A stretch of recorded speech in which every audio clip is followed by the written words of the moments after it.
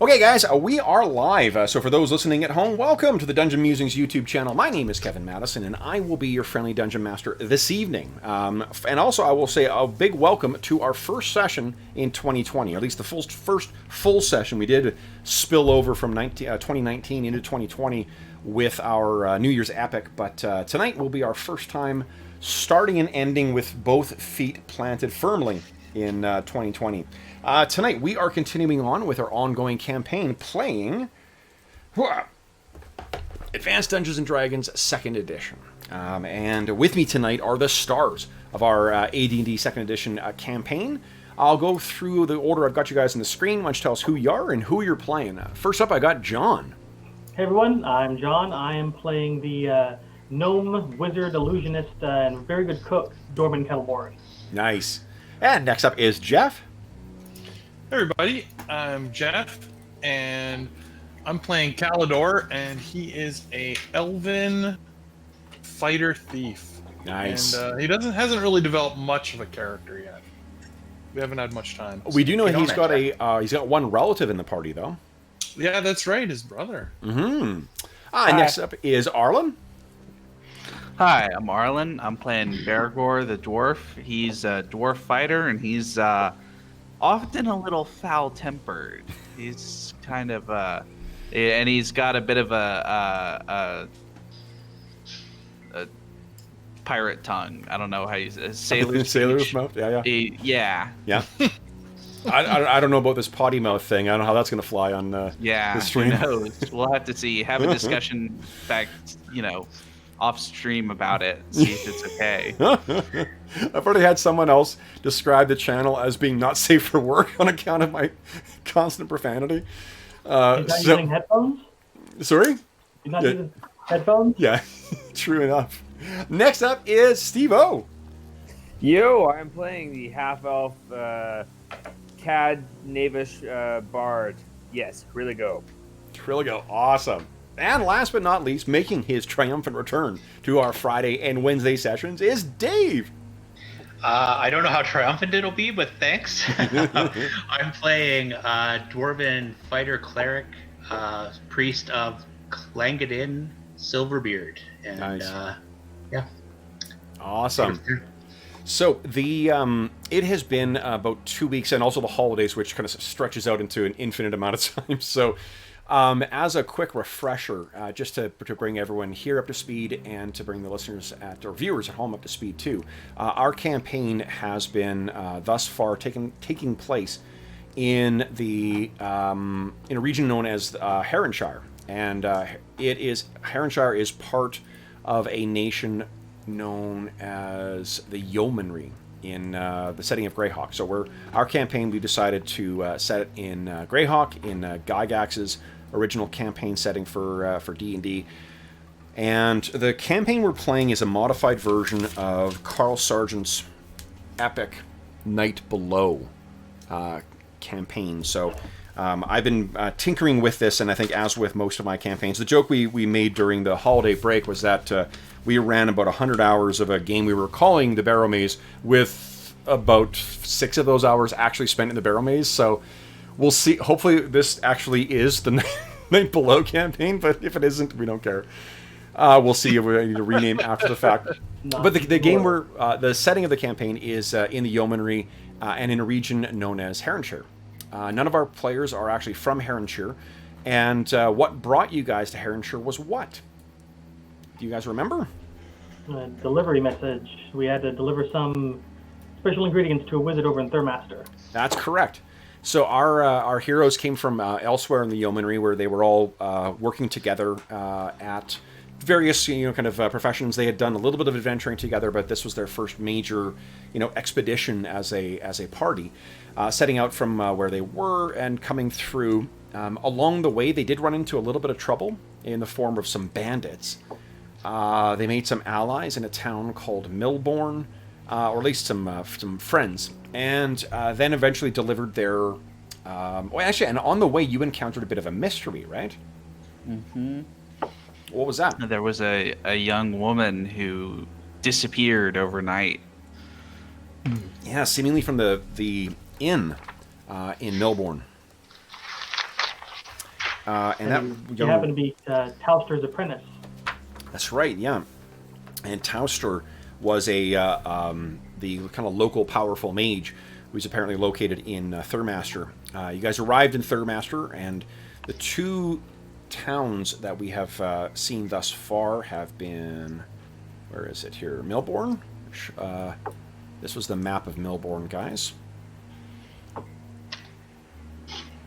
And then there was Thurmaster. And Thurmaster's right here. Thurmaster, of course, was a little bit more of a dump.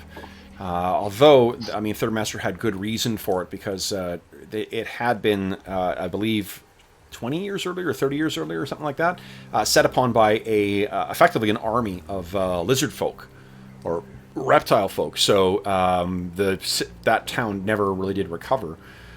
But after arriving in Thurmaster and completing your delivery, what happened next, guys?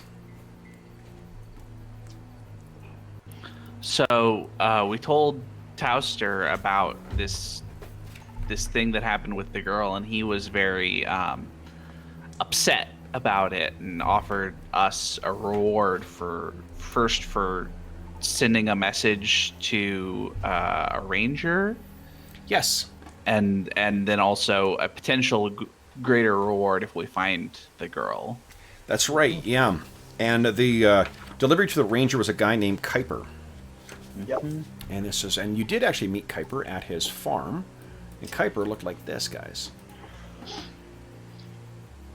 And do you remember what Kuiper had told you?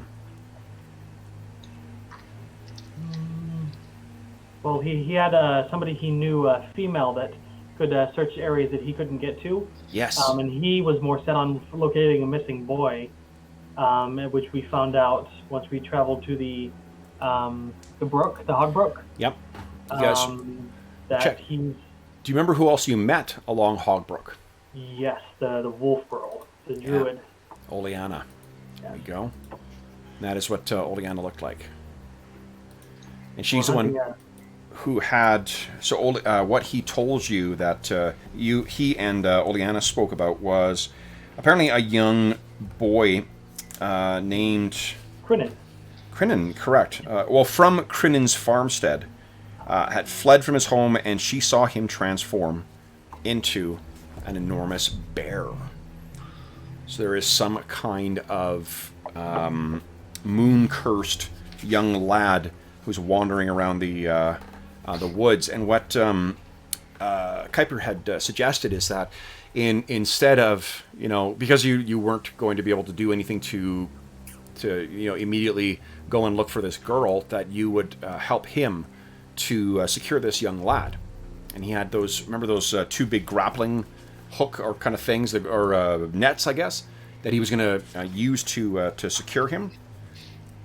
So you guys had traveled. I think where we left was you guys making camp, and I left with a bit of in the film version of our campaign, we heard someone stalking around the side of your camp, and I believe you guys had Bergour, you had actually heard something,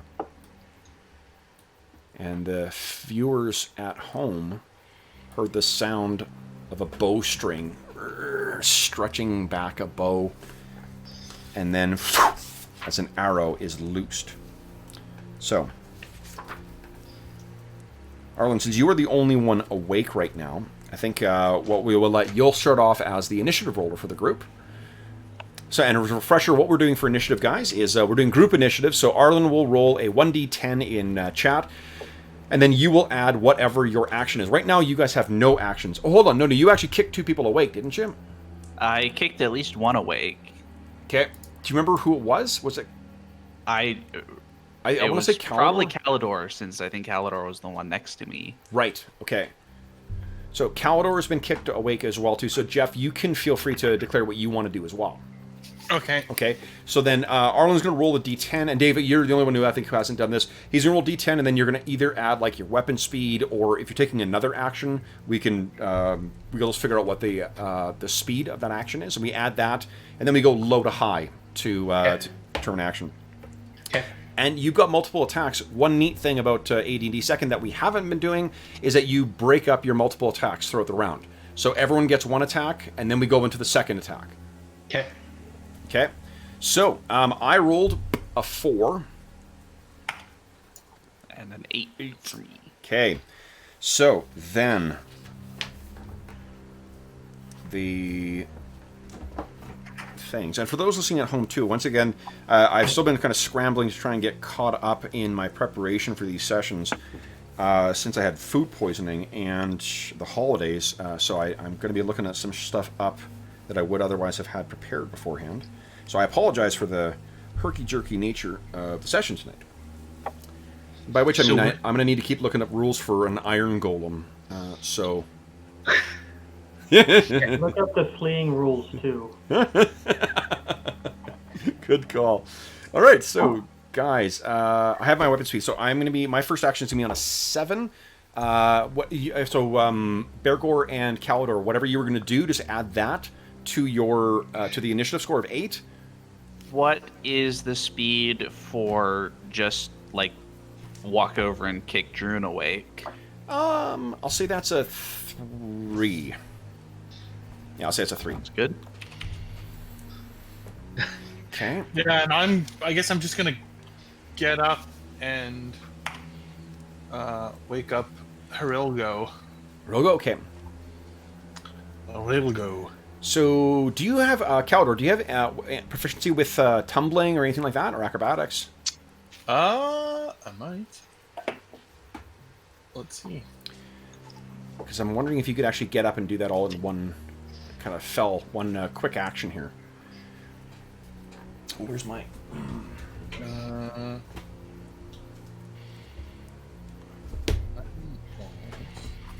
Hey, Shanti, thanks. Happy New Year to you, too. Oh, you know what, Kev? Yeah.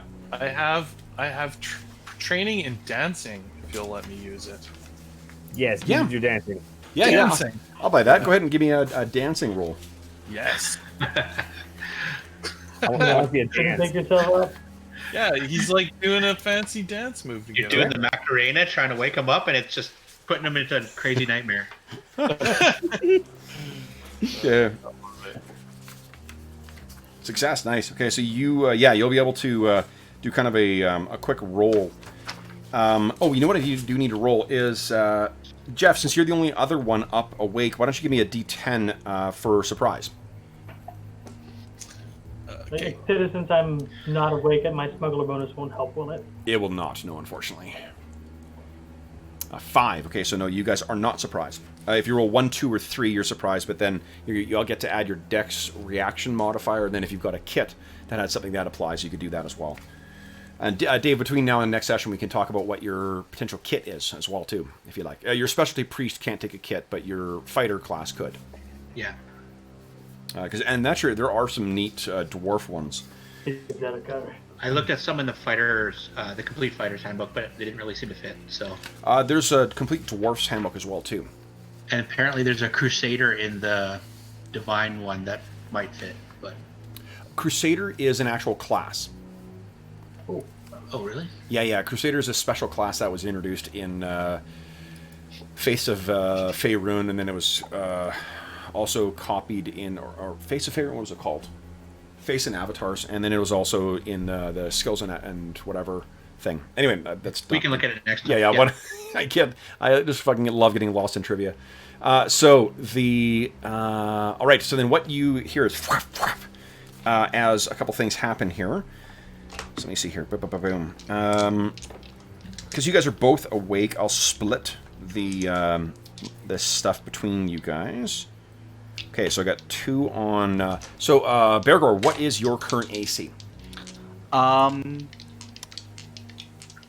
Do I have my shield in their direction? Because I'm assuming that as soon as I heard something, I grabbed my shield and my battle axe, but I'm trying to decide whether it makes sense if I... Yeah, I'll let you apply it, yeah. Okay, then it's AC 2 for me.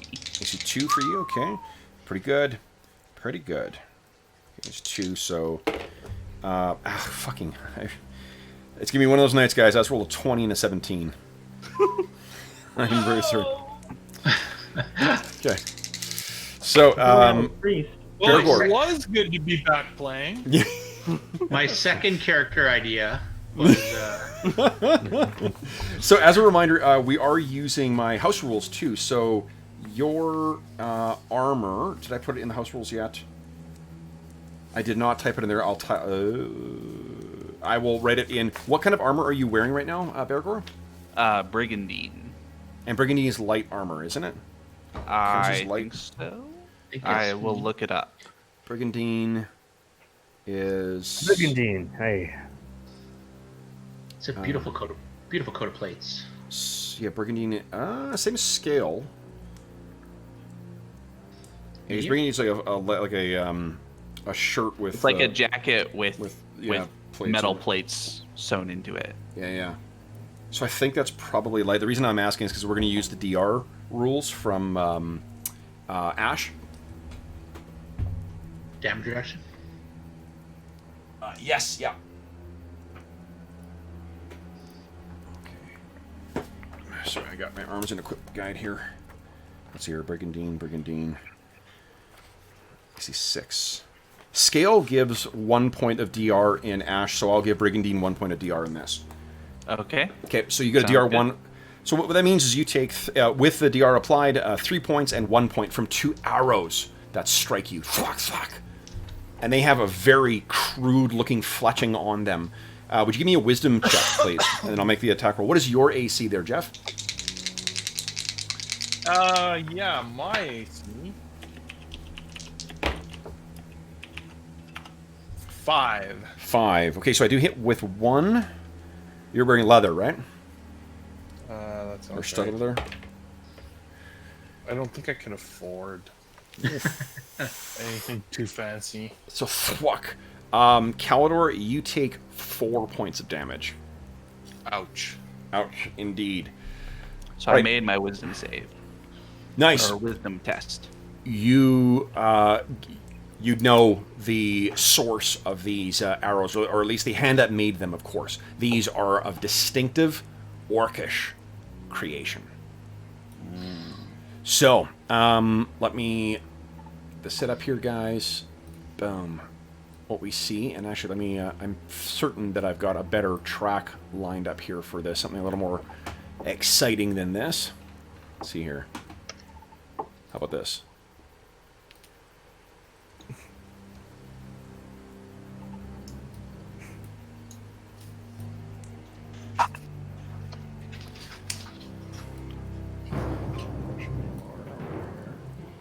There we go. Yeah, a little timpani.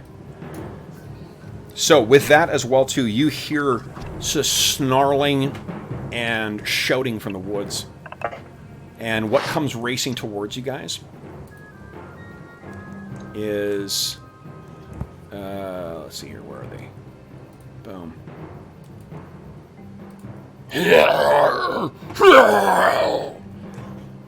These disgusting things. Okay, now, 4 have fired. Let's see here. Oh, I need 1 more. Sorry. Let's duplicate this dude. Wrong layer here. Okay, and I'll put this guy. Let's put him over here. Boom. Yeah, there we go. I'm gonna put a little dot on this guy because there's something special about this guy. He's my favorite. He wants to die first. He does. All right, so then, let's see here. So we got, they've done, then these guys come charging. Actually, what I'm going to say is this is where they are when you see them. They are armed with a mix of spears, spears, long swords, and one is equipped with actually, and some have shields as well. One is equipped with a metal shield. The one with the red dot on them, it's an actual metal shield. Everything else is the crude tribal kind of design that you know from orcs. Everyone is awake at this sound as well too. So everyone will now be awake. Actually, you know what I'll do is everyone give me a wisdom check. If you succeed, you're awake and able to act. If you don't, you're awake and doing that kind of like, where the fuck am I? What's going on? Thing. Just a D20, right? Yep. You want to roll your wisdom or lower? 14. That is probably not. Not the guys who are up, like Caldor and Arilgo. You don't need to roll either because Caldor is going to spend his action waking you up. Okay. Dorman made it, yes. Nice. Okay. I need to roll though, right? Because Bergour hadn't. I'm gonna wake you up with my action. We're up, That Drew. was Okay. what I was gonna do. Okay. But you haven't acted yet, so I get a chance to wake up first. Yeah. You're. Oh yeah. True enough. Okay. So, So if you you see me are- stir. Okay, and then I'll roll quickly for Oleana and Kuiper. Okay, Kuiper is a bit distracted. Oleana is awake and ready to act. Okay, so then, guys, with the orcs having acted, it is now our heroes. So it looks like we've got everyone else will be able to act next round, but Bergour and Caldor have actions this round. Caldor has run over and woken up Rilgo. And then, Bergour, you ran over and woke up Druin, is that right? Well, if I see that Druin's already awake, I'm gonna step a little further forward and kind of start our shield wall. Nice. Awesome. Okay, and then Oleana hops to her feet. Oh, no, actually, she'll also do that next round. Okay, so I guess that is the end of the round, guys. Bergour lost initiative to the bad guys, so it passes to Steve. Steve, would you give us everyone to think?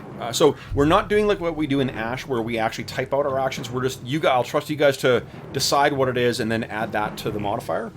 So Steve, give us a D10 roll. I rolled a 9. With 9. Okay. D10ing it, and how about a 6? That's better. Low Okay. is better in this. So, yeah. Okay, so I'm acting on like a 13 or 14, depending on the weapon. At least. So where are you guys in this? Can we move and attack? Yes, you can. You can move half and then attack. Okay. You can also charge. And so do I add the speed of my weapon? Add your weapon speed, yes. Okay. So I think yours is quite high because it's a long bow. But remember, you have 2 attacks, though. There's Okay. a rate of fire of longbows 2, so you'll take 1 in your first pass and then another 1 afterwards. So Um, I'm- But So when Kev, you do you want us to put our initiative into the chat? Please, yeah. That way then we'll just go through. a question, using one of my rogue skills, or thief skills, what would that speed be? That'll be speed of 3, I believe. I think we looked that up last time, but let me double check. I'm confused, but So Steve, you rolled a 6. What is it you want to do this round? I will, because it's clear we're obviously jumping right into the fray, right? Yep. So here's the thing, Steve. What we're doing right now is declaring our actions. So what Right. you decide what you want to do, if you're going to cast a spell, or you can't cast spells. If you're going to like get a weapon out and attack, or you're just going to move, or use one of your thief skills, decide what you're going to do. That will Yeah. tell you what the speed of your action is, and you add that to what you rolled for initiative. Okay, get out long sword, Okay.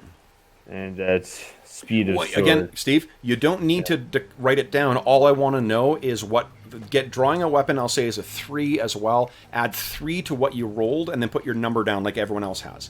All right. Yeah, Kev, what do you do for spells? Is it the casting time? it is the casting time. That's right. So if I have a casting time of 4, I add that to our 6. That's exactly right. Yep. And is our spells interrupted like they were in Ash? Yes, they are. Yeah. Yeah, D&D does not pull punches in 2nd edition. Mm-hmm. No. That's all right. I'm going quick. Okay, nice. 10, 10, 10. Excellent. Okay, guys. So then first up will be... do I have everyone? Into Rogo. Yes. Awesome. Okay. So what we can also do, guys, is we don't need to put down the speed necessarily because we're going to know that we're knowing what that block of numbers will be. So just for the sake of speed, you can just put the number in and hit enter. Okay. In future. So cool. All right. So then first up is 9, which is Rilgo and Dorman. So Rilgo's drawn his longsword out. Dorman, what are you doing? I want to take advantage of my small size and tumbling skill to try and hide. Trying to hide. Okay. There are certainly lots of cover there. Why don't you give me a Is the hide in shadows? hide in shadows check, please. Let's see here. Come on. Oh, On shadows. is there anything So- I can use to reroll that? You guys all have 1 point of astonishing fortune. So you could spend it to re-roll that. I would like to do that because I Yep. don't want to die. Sweet. Oh, right. Sorry, hold on, guys. So the pool of Astonishing Fortune is equal to the number... I forgot, we're using different rules here.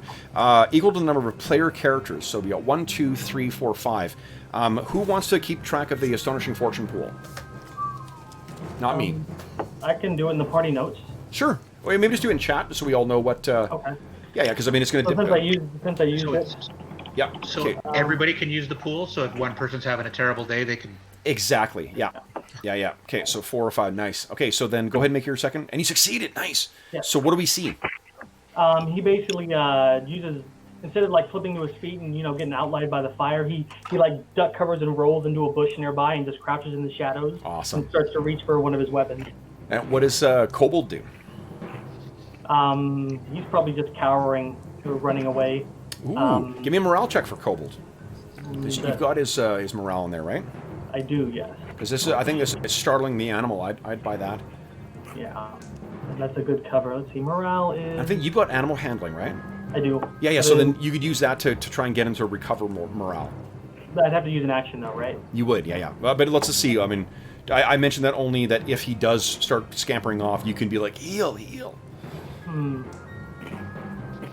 Doesn't say the morale anywhere now. Is Oh, it just, he's a dog, right? yeah. So let's see here. I The box will is empty. use my handy dandy monster manual to look it up here. It's either under Alright, slow things down. Dog.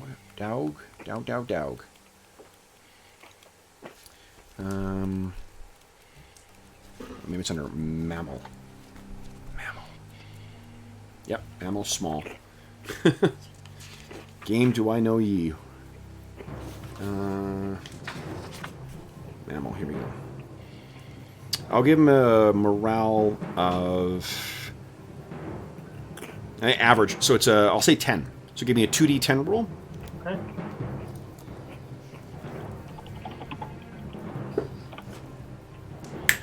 Nice. Got it. Does not Alrighty. run. So he's kind of looking around. Even though you disappear, he backs closer to Calidor. That was you two guys. Next up is speed 10. Druin, what are you doing? I guess you've been casting a spell at the beginning of this round, right? Druin? Yeah. Has everybody been sleeping in their armor? I'm going to say it's yes for now. Because we know it's dangerous area, kind of thing. Yeah, that's fine.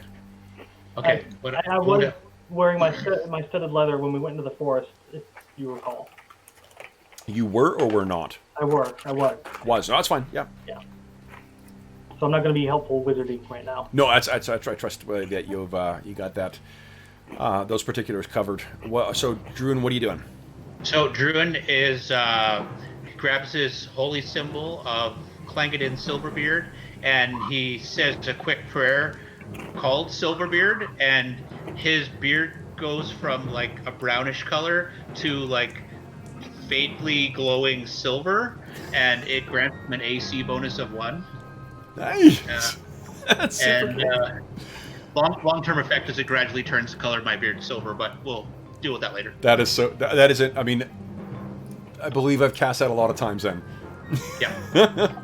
So the what does it look like as you cast that? And the way that we've been describing this stuff in AD&D is really flashy. It's like the Warcraft film where there's everyone knows that spells are going off.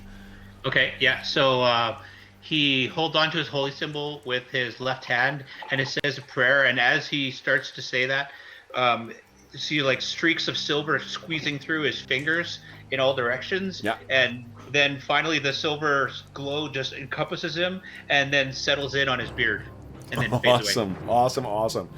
Okay, then let me see here. I think Oleana is up next, and what she does is scampers to her feet, and she looks around, and she sees the oncoming dwarves. Dwarves. Sorry, I had dwarves in my fucking brain because of you guys, Bergour and Druin. Let's see, what's the casting time of this here? Again, my apologies to those at home who are watching me read stuff here. Okay, so your roll success is an 11. Yeah, so on an 11 is when she acts. So she turns, sees that Calidor it has a pretty vicious, like there's an orcish arrow that's stuck through his shoulder and is poking out the other side and is paining him as he goes along. She... Oh. What's up, sweetie? What's up? She looks up and she says something in that same tongue that she was speaking, or in which she was speaking to Kuiper earlier. And then, oopsies. Oh, there is a greenish glow that sort of surrounds Calidor, and you can hear the sound of rustling leaves in trees. And Calidor, you are restored to full hit points. Beautiful. And then Kuiper is stunned this turn. Next up will be Bergour. What are you doing? So I'm going to... I can see that some of these orcs have missile weapons and some of them have melee weapons, right? You know what? Let me mark... There's only 4 of them with missile weapons. Let me mark the ones that have missile as blue. So everyone who's got a blue dot is an orc with... is an orc archer. Let's see here. Blue... Blue. Okay, go ahead. All right. Then I'm going to ready in action so that if one of the ones with melee weapons comes into range, I'm going to hit him with my axe. Excellent. Okay, and then what about Calidor? Calidor... Wait, the blue ones have ranged weapons, you said? That's right. The blue ones have short bows. Vicious looking, but crudely effective short bows. Yeah, I'm going to return fire on the ones that aimed at me. So I'm awesome. Gonna fire. I guess I'm going to move so that I'm not... You said I can move half, right? I just don't want to hit my own people. So I think that if you move, then your rate of fire is reduced to 1. Okay. Still, it's better than hitting my own people. So. Oh, you're not going to hit them by firing through. It's only when they're engaged with melee that you'd have a chance of hitting them. Okay, yeah. I can fire from the middle here? It's a 5-foot square, so like you can probably fire past. And these guys are on, at least the 2 ones that are up here, they are on raised terrain as well, too. And these 2 guys right here are on reduced height level.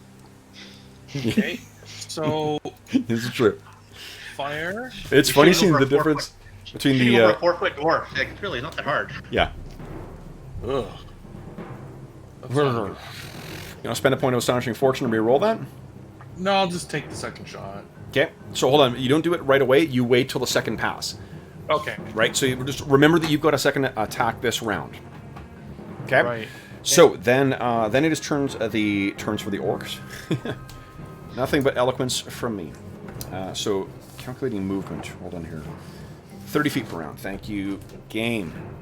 All right, so let's hear 2, 4, 6. Whoa! This one is charging in.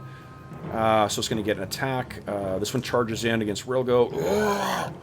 This one charges in. Oh, Druin. I think this one has seen that the marking of one of Groomsh's most, if only, only slightly behind the elven god Corlon the Rathian, is Clangadin Silverbeard. So he goes racing in to face you. And then this one is going to not be able to get through because of difficult terrain. 1, 2, 3, 4, 5, 6. So this one's slowly making his way in. Does not see you whatsoever. Good. And then 1, 2, 3, 4, 5, 6. Okay. That's about as far as they're going to be able to get as they rush through the overgrowth. And then these 2 will still fire. But first I'm going to get my attacks from my charging guys. Okay, so we got... And I get a battle axe attack, right? Do that first. Yep. Yeah. And it's +1 on top of this because they're orcs. Yes. Oh, I'll just type that in the misc value, +1. That's where it goes. Okay. There we go. Holy shit. Yeah, go ahead and roll damage. Damage. Do you have a bonus to damage against orcs too? I think just to hit. That's what I wrote Just down. to hit, okay. That's a pretty good hit.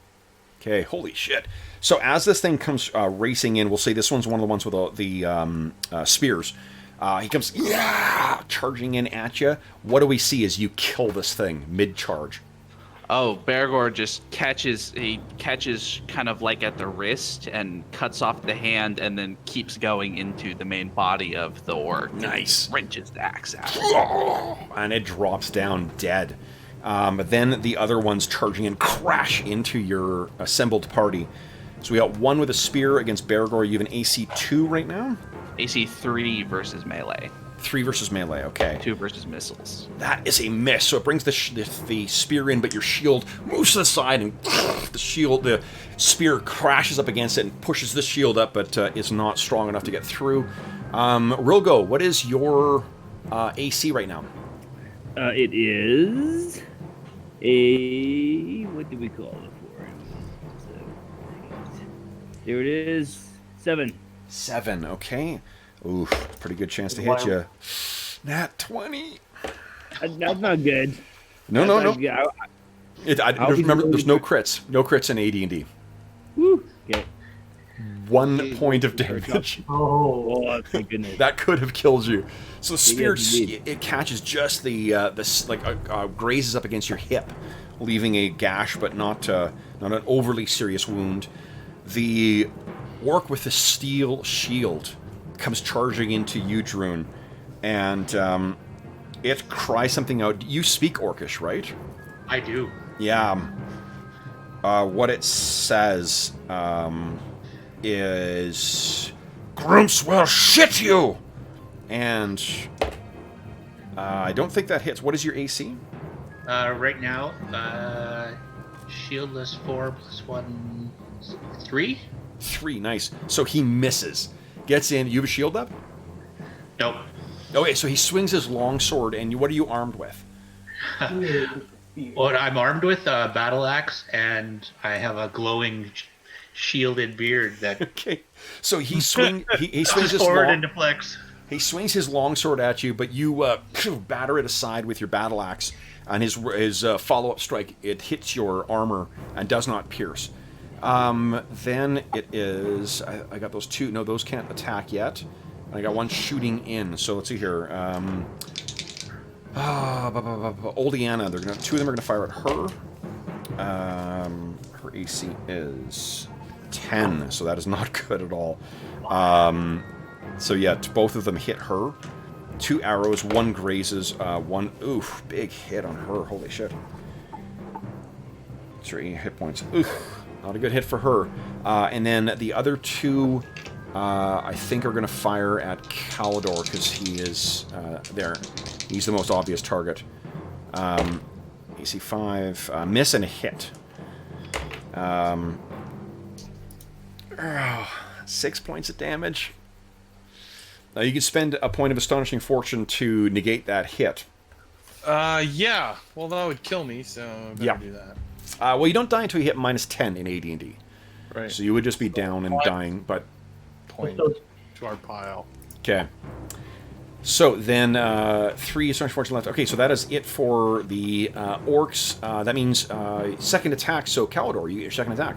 And we are on second round, so anyone who's got favorite attacks, like Druin, or... Well, Druin didn't you cast a spell this round. Bergour, you have 3-2, right? Yeah, I'm 3-2, so I didn't declare my second one as part of my reaction, but can I do it as now? Yep. I'm fine with that. Okay.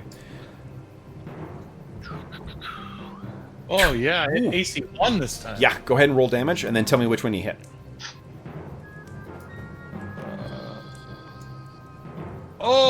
Boom. I was aiming at this one still here. Yeah. So what does it look like as your arrow sinks through this thing's body? I think I put it right through his head. Just Amazing. Just a straight shot. Beautiful elven arrows. Yeah. Designed for killing orcs. So he's, he just fired a shot. He's going back to draw a second arrow. He brings it back, turns his head, and then falls down dead. I think that's it for the round, guys.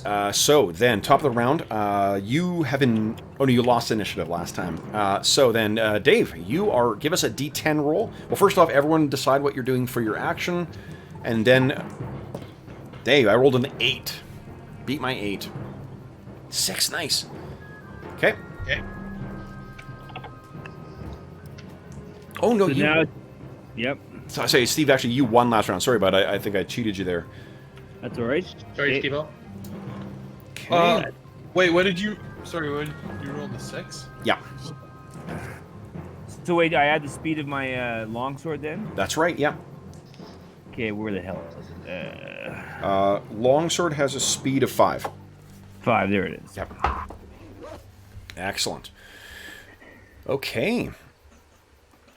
Badass. Okay, so then I think you guys, I rolled an 8, which means I'm starting. My fastest acting thing is on a 15. So, or, wait, 13.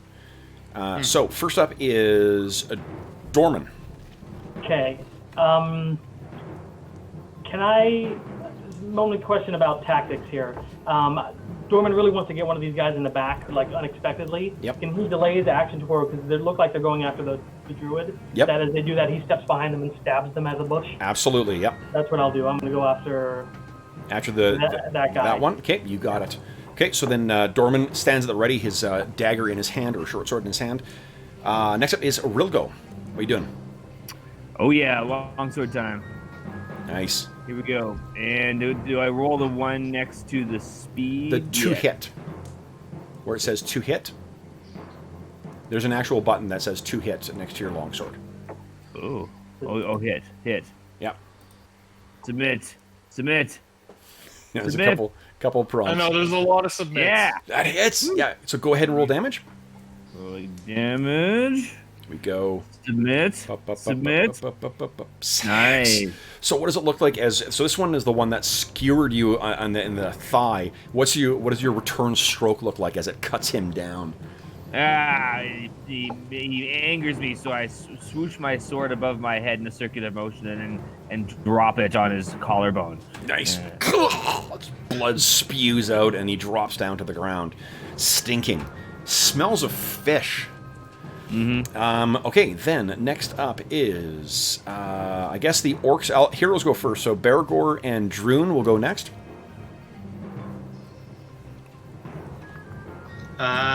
Since Clangadin himself is fond of singing, Druin comes up with a Grumslacky swung and missed, then cut down by a silverbeard, and he swings. Okay. Yeah. Nice. So Bergour, unfortunately, that is, geez, you're really thrown off balance right now. I know. Missed with both of my... Yeah. Whew, but Druin, go ahead and roll damage. That is a solid hit. And you're fighting this leader, right? Yeah, so the strength bonus, is that just whatever it's populating? Because that's what... Yes. Yeah, whatever's populated. From the far. Yeah. And then, yeah. Okay. Yeah, actually, Whoa. So this, your battle axe, you last round you guys were sort of trading blows. You batter his longsword aside and slash across his chest, and there's this gash that appears, and then he brings the shield in front. It's a very serious hit, but he's still standing. He gets that steel shield of his right in the way. Next up, speaking of steel shields, is our orc commander here. He swings that longsword of his wild. Clearly your hit really hurt him. Next, one of these ones go racing past you there.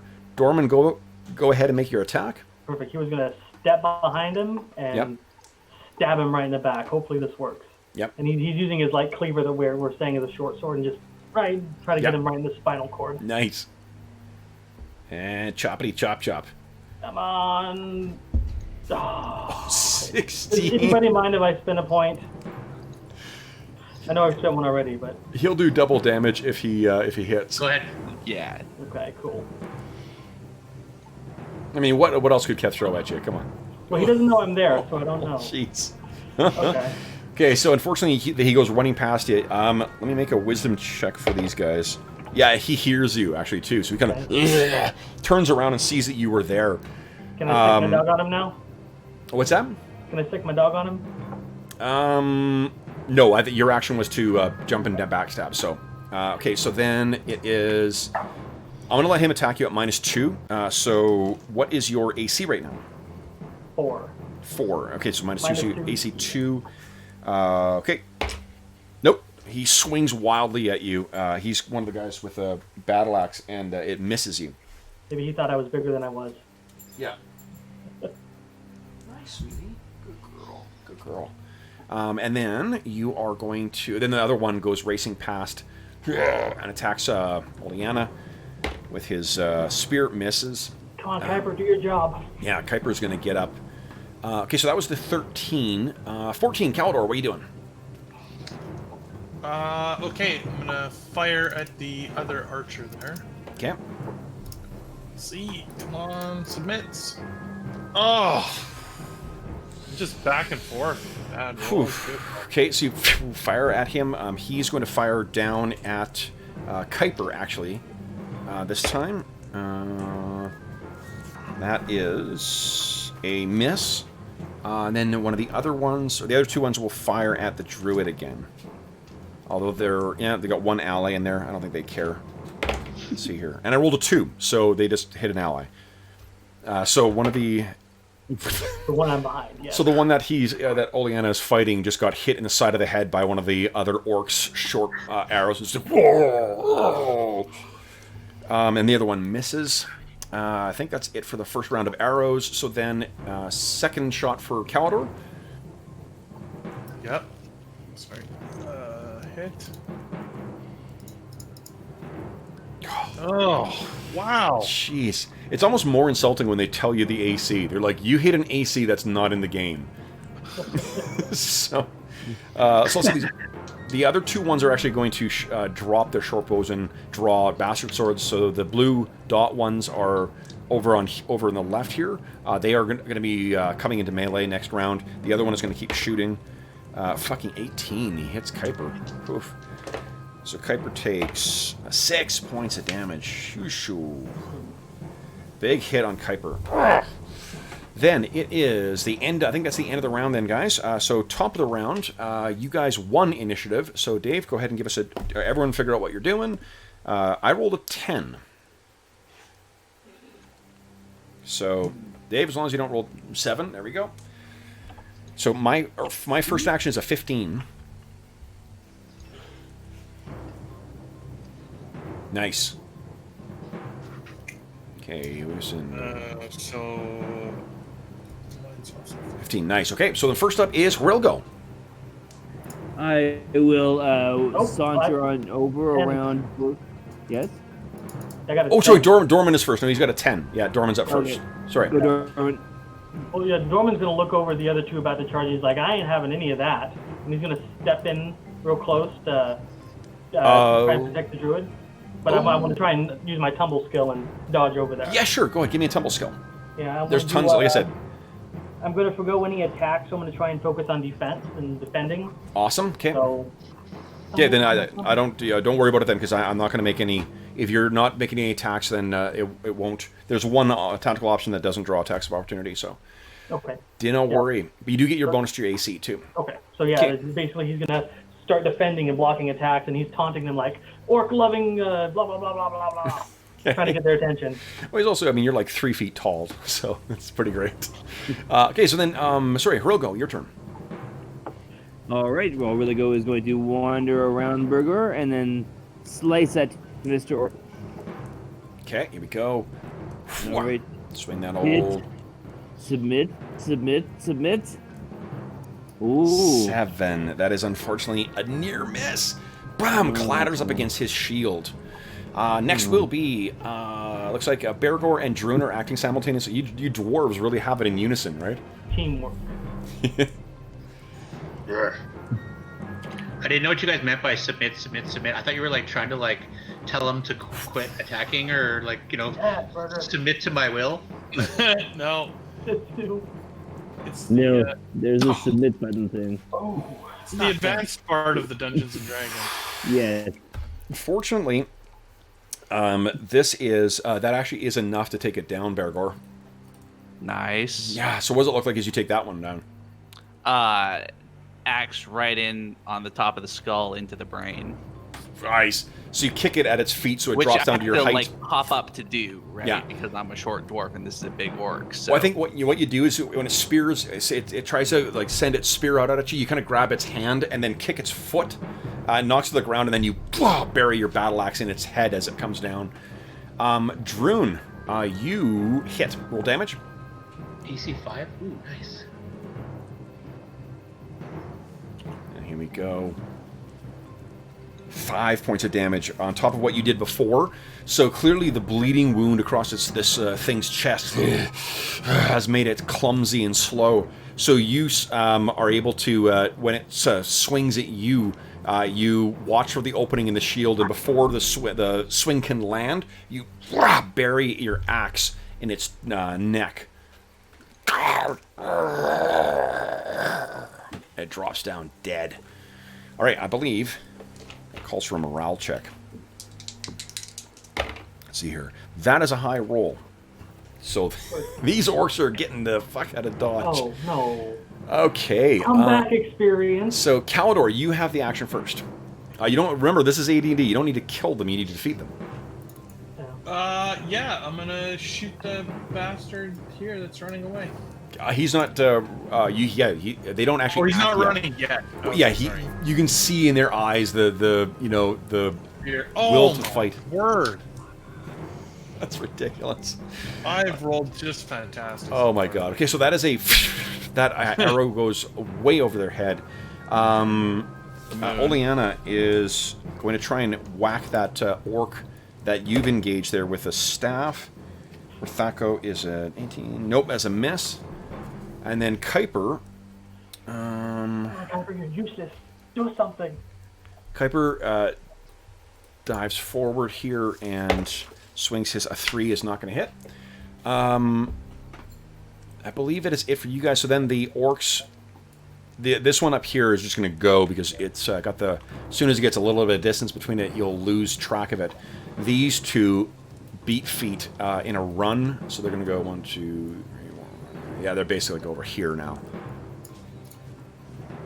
This one is likewise going to flee. So, Dorman, go ahead and give me a attack of opportunity.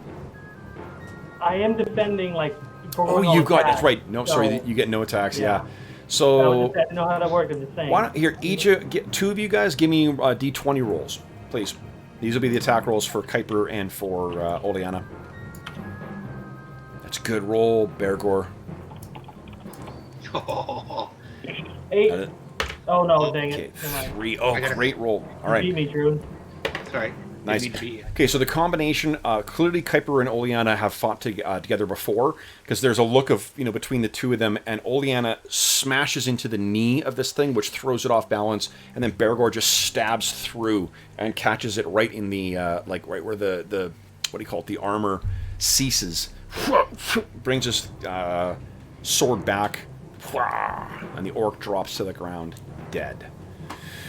Okay, so, guys, that means we got 3 that fled.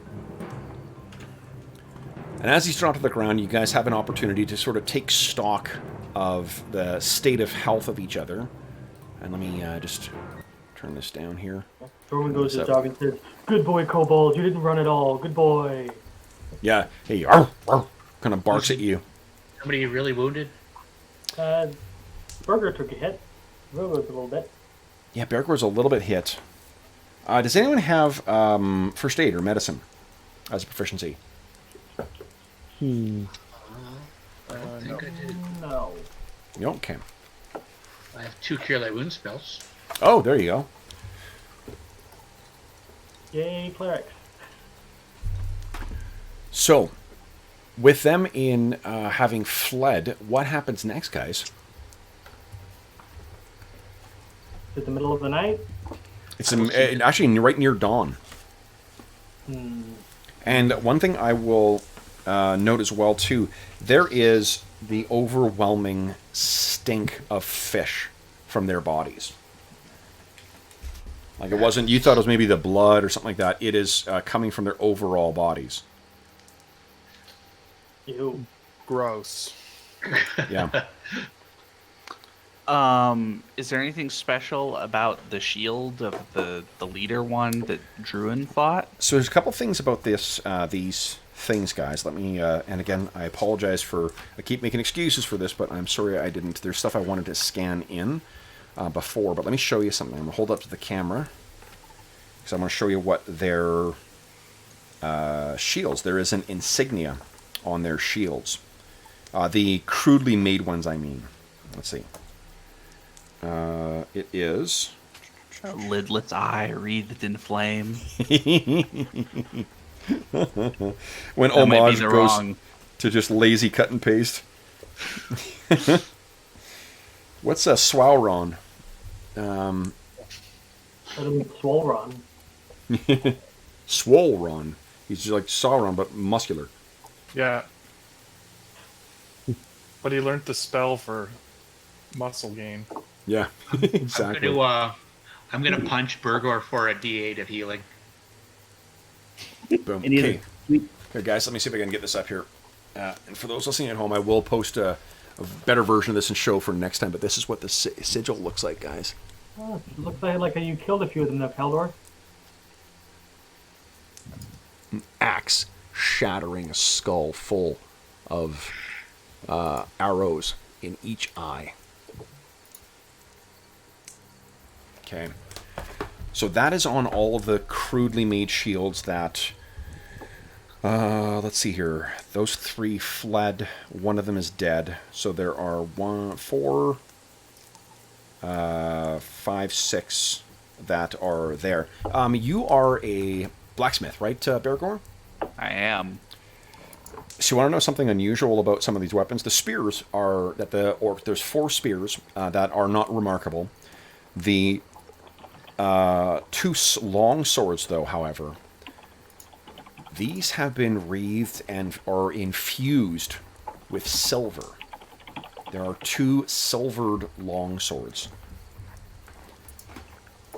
They seem to be of human design, just in comparison to the crudeness and ugly kind of accoutrements that are put on the what do you call it, on the orcish weapons. And there is 1 orcish short bow.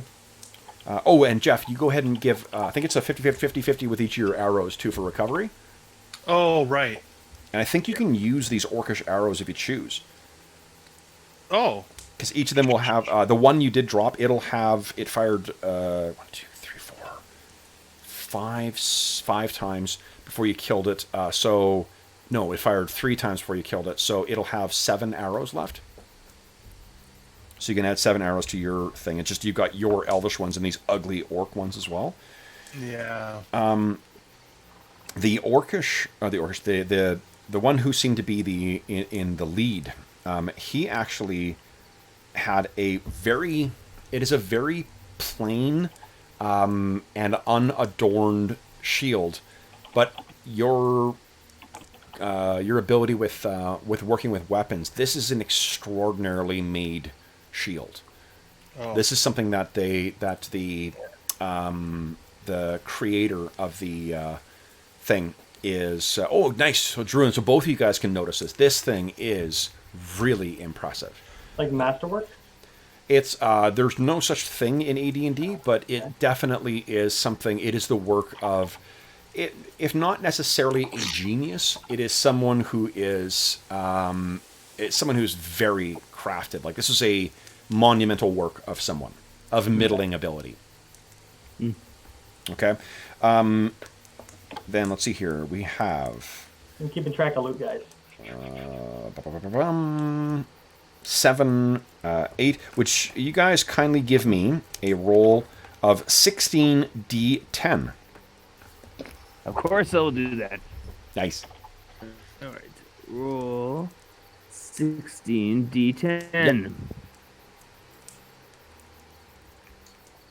Why is it not giving me a 6? There we go. Yeah. Sweet. 107, baby. 107. You guys, between the orcs, you scavenge 107 copper pieces. And would you kindly give me a roll of 16d6?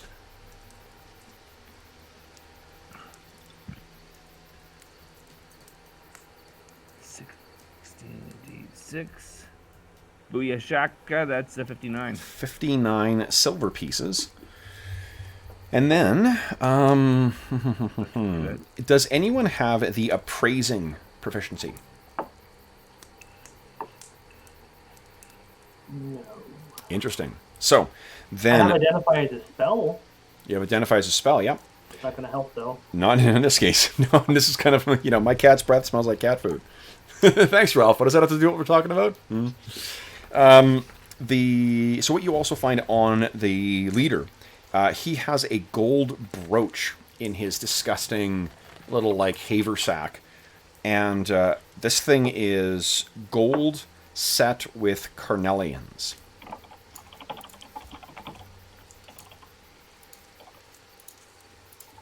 Kuiper tells you as well that, looking at the shield, the axe splitting the skull with the arrows coming out, he says that while there's been rumors of orcs in up north, this is quite in the hills.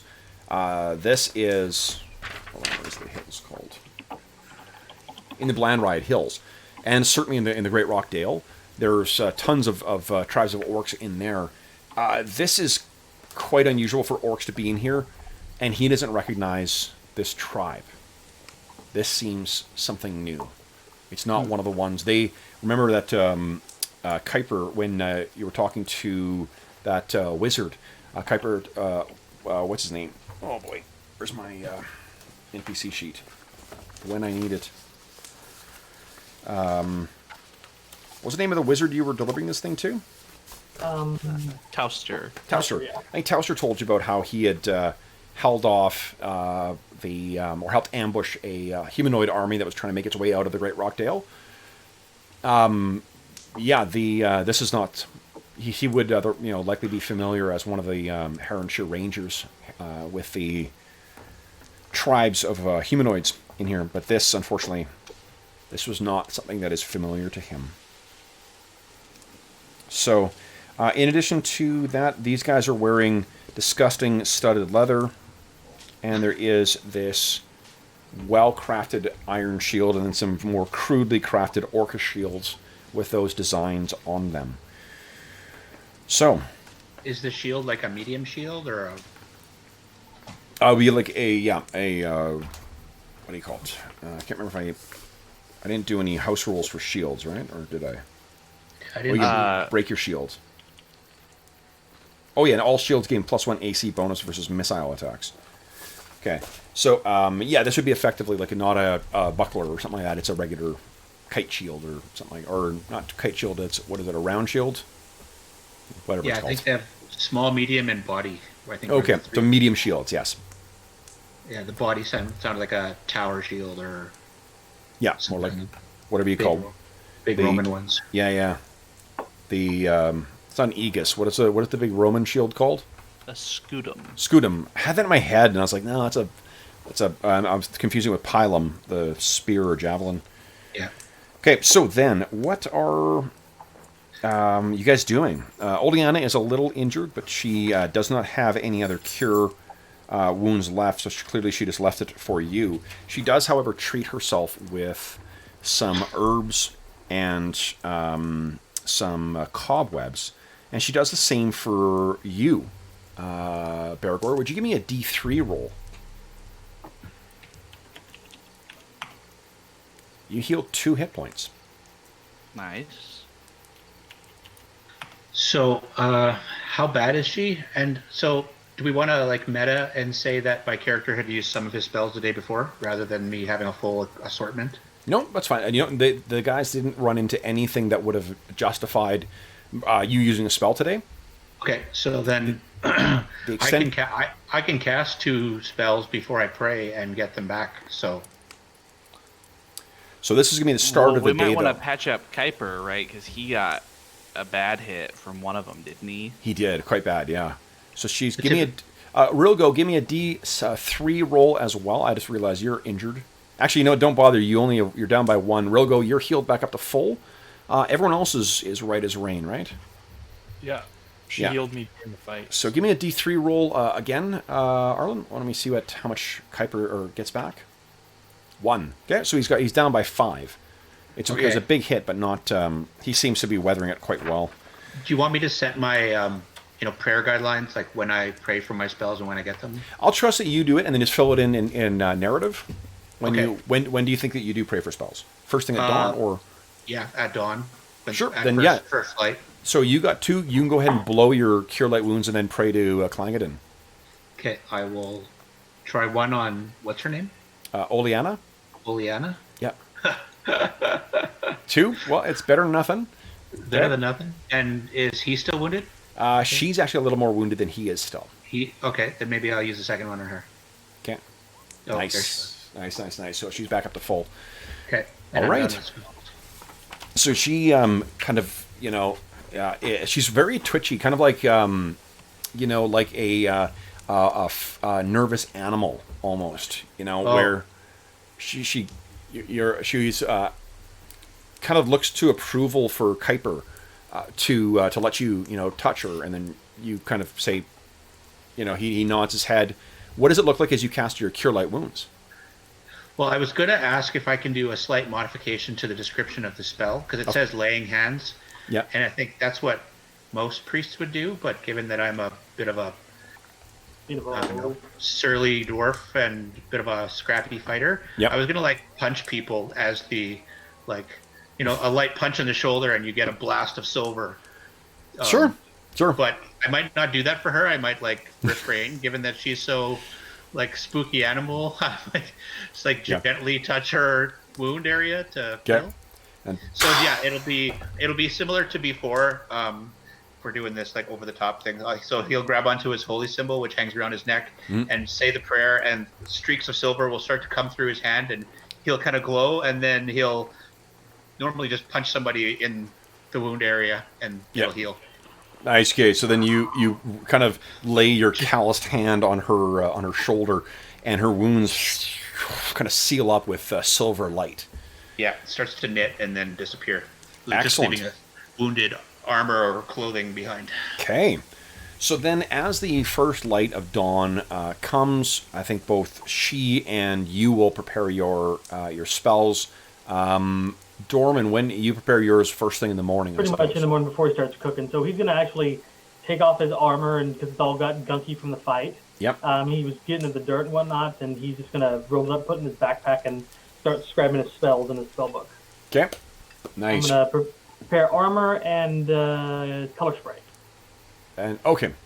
I heard couch spray. I'm like, I don't know what that is. Ooh, Pillows. If I hit him with them right, they're going to fall on the couch and go to sleep. Yeah. So then, let's see here. It is... okay, so then what are you guys going to do? What happens next? I mean, let's see what our guys see here. Do we have Olean... any kind of leads or anything that were I missed the last session because I was at the movie. Oh, right. So shortly after what you guys have been following is... Oleana says so that she has a track to lead you to this this kid who's afflicted by the moon curse, and so healing spells have been necromancy for at least, I guess, since AD&D 2nd. I've never played a cleric, so I'm okay. laughing. I'm like, what? My cleric's a necromancer. This is crazy.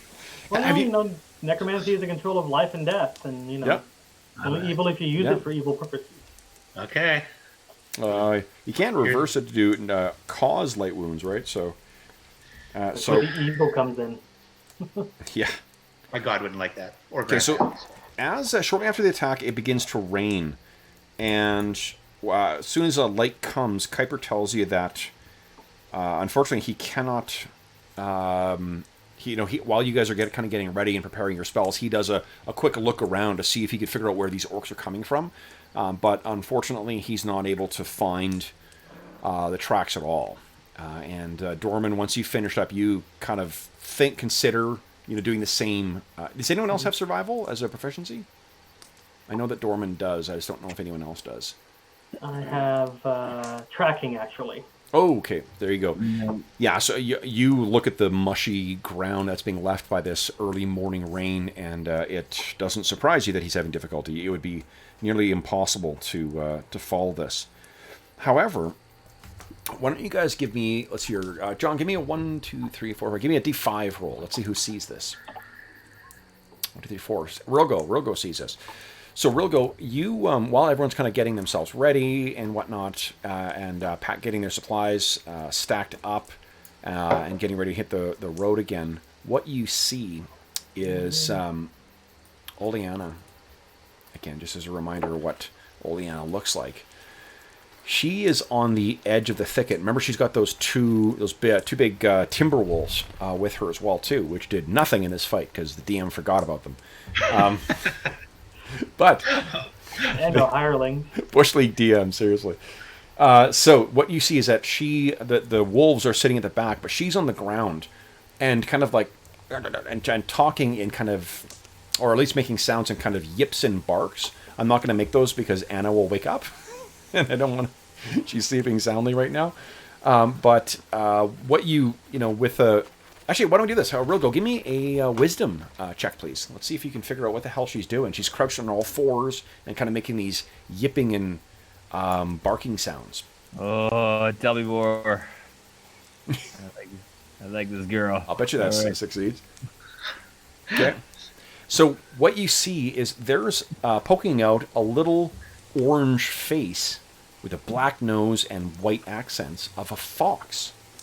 She's talking to a fox. And let's see. I guess I should be careful not to disturb their conversation. I will sort of freeze and watch them. Okay. You've got move silently, right? As a thief skill?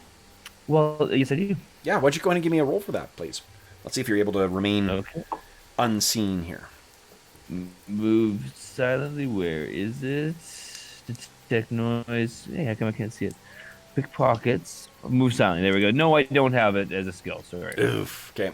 So as she's talking, she kind of suddenly her head snaps to the side, and she seems to see exactly where you are. And her eyes kind of narrow, and she goes back and finishes talking to the fox in this, barking, yipping kind of language. And then she kind of gestures with her head, and the fox runs off. As soon as she stands up again, the two timber wolves kind of trot up to her. And they're 2/3 the height of this little girl. And she walks over to you, and let's see, does she speak Elven? She does not. Or Elvish. She looks up at you, and in kind of broken common, she says, "They came from the south, from the dark heart of the forest." Wow, my goodness, the dark heart of the forest. Thank you for finding that out. Do you know the way there? She looks at you. She says, "The path to the boy is clear."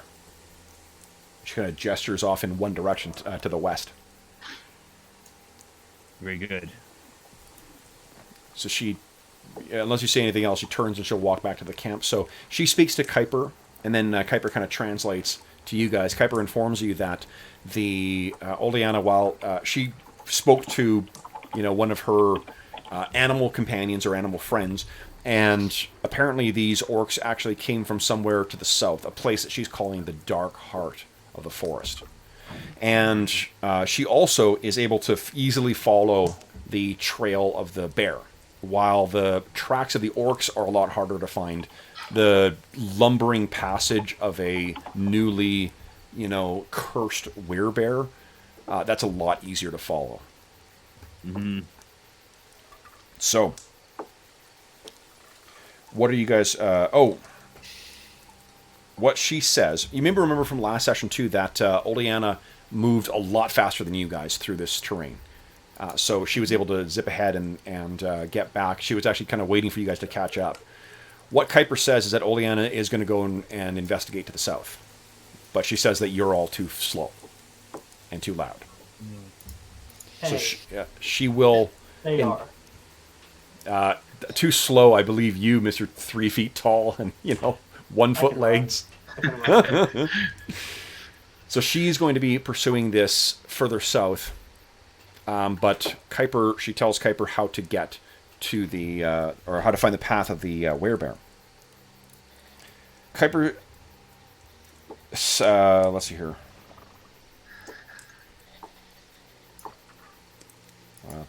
Yeah. Kuiper I guess, this is someone who you just met. So he asks us if, this has obviously proven to be a greater difficulty than what we expected.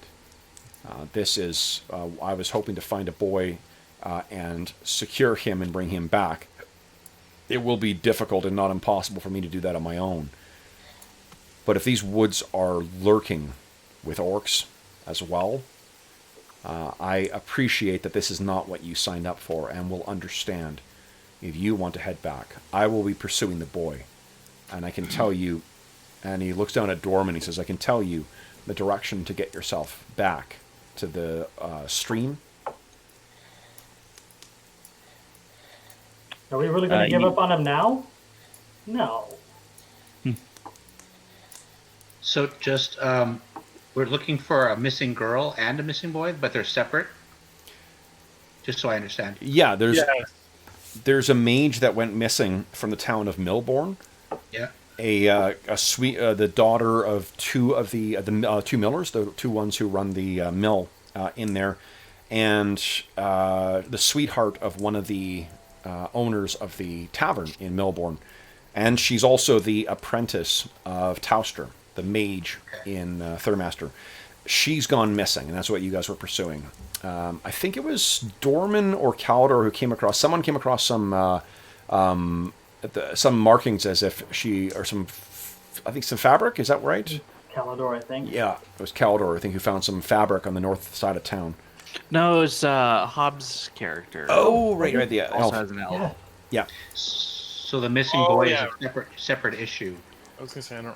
So we have the missing girl, Toster's apprentice, daughter of the miller, and the missing boy is from something else? The missing boy came from a town. So Kuiper owned a farm. He has a farm right near, like, the whole way. Let me just go back to the Herronshire map. So we see he's Sorry, actually... Didn't mean to disrupt everything. I just wasn't No, sure. not at all. No, that's fine. It's a helpful reminder of it's been a while since we've played the game, so taking a couple minutes and getting ourselves reacquainted with what's going on here is totally fine. So that's Herronshire, and you can see that there is farmland all the way along the north and south bank of the river, and this is kind of what the passage. Forgive me for using a stock photo without permission here, but that's sort of what you're experiencing as you're making your way along the Churnet River. Okay. Okay, and then when you went to what's his name, Tauster, or not Tauster, Kuiper's farm, this is what it looked like. Nice. Yeah, so there's quite a few farms that make their way all the way up and down. It's one of the neighboring farms. A farm of the family is called the Crinan, Krynen, the Crinan family. The boy was running from the Crinan farmstead, and Oleana saw him and then was pursuing him in the woods, and that's when she came across you guys. She was in the midst of trying to track this kid down to try and help him. They, I think they explained before that the moon curse comes in a variety of different kind of expressions, and there are certain, and also there's a difference between natural born lycanthropes and whatnot, and ones that have been afflicted by a curse. The bears are one of the more forgiving. It does not turn your mind as evil and bestial as what, say, a wolf curse or a rat curse or a boar curse might do. So the reason that they're not just going to kill him is because seeing this kid transformed into a bear makes them think that he just needs help managing his gifts or his curse, depending on how you look at it. Okay. And so the orc threat is new then? We didn't know about this before? Mm-hmm. Okay. Brand new. Well, kind of want to go and stomp some orcs, but damn it. Why can't we just do it all at once? Druin votes for Orc Stomping. How about the rest of you guys? What are you thinking? I guess we gotta find the girl though, or the Well, boy. Well, The girl's outside of our reach right now. We gotta hope on Kuiper's friend, but we can find the boy with Kuiper's help and then kick some orcs. But So, yeah. If we can get an idea where this dark heart of the forest is, and maybe, what we need to do to go down there, maybe bring some more bodies or something. I'd like to go stomp some orcs every day of the week. I've never been one to back down from orcs. yeah, but we gotta wrestle a bear first. Come on. Eh. My beard can wrestle bears. Let's go kill some orcs. And apparently, I've been gone so long that Brian in the park called me new. In the chat. I'm like, oh man, have I been gone that long? Yeah, They like Dave. you though. Yeah. New guy Druin. No, Dave is a returning stalwart regular for. I was. Yeah. So, I mean, your name always on the thing used to be New Guy Dave, didn't it? Something like that. Yeah. Right. So Are we doing bio break and water? yeah, why don't we do? Let's. You know what, guys? I was going to say in 5 minutes, but let's do it now, guys. So when is everyone going to be still? Everyone's in favor of continuing on with Kuiper? Yeah, I think so. Yeah, cool. So let's take 5 minutes break. I'm actually going to take 5 minutes right now because I just Yeah. want to get Anna Yes. Banana outside. And yeah, we'll be back in 5. Do I have my intermission music set up already? I do not. So let me add that quickly. You guys don't need to stick around for me to put this track on. You guys go ahead and take your... There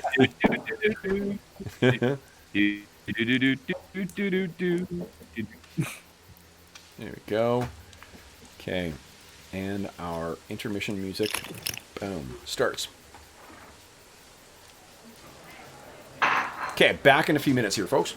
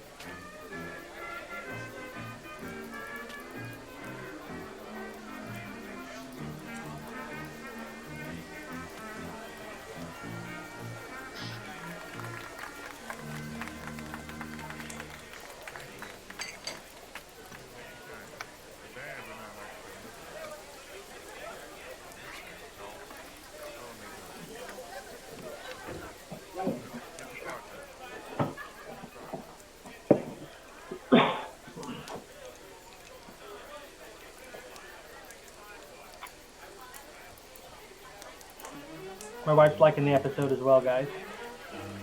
Nice. She's watching in the living room.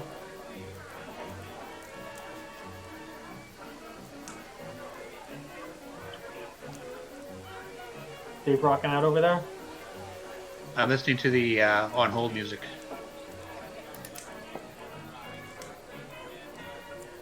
Who's outrageously money? That's me. I've had that account name for a while. My brother made it for me. That was his. I took it over, so.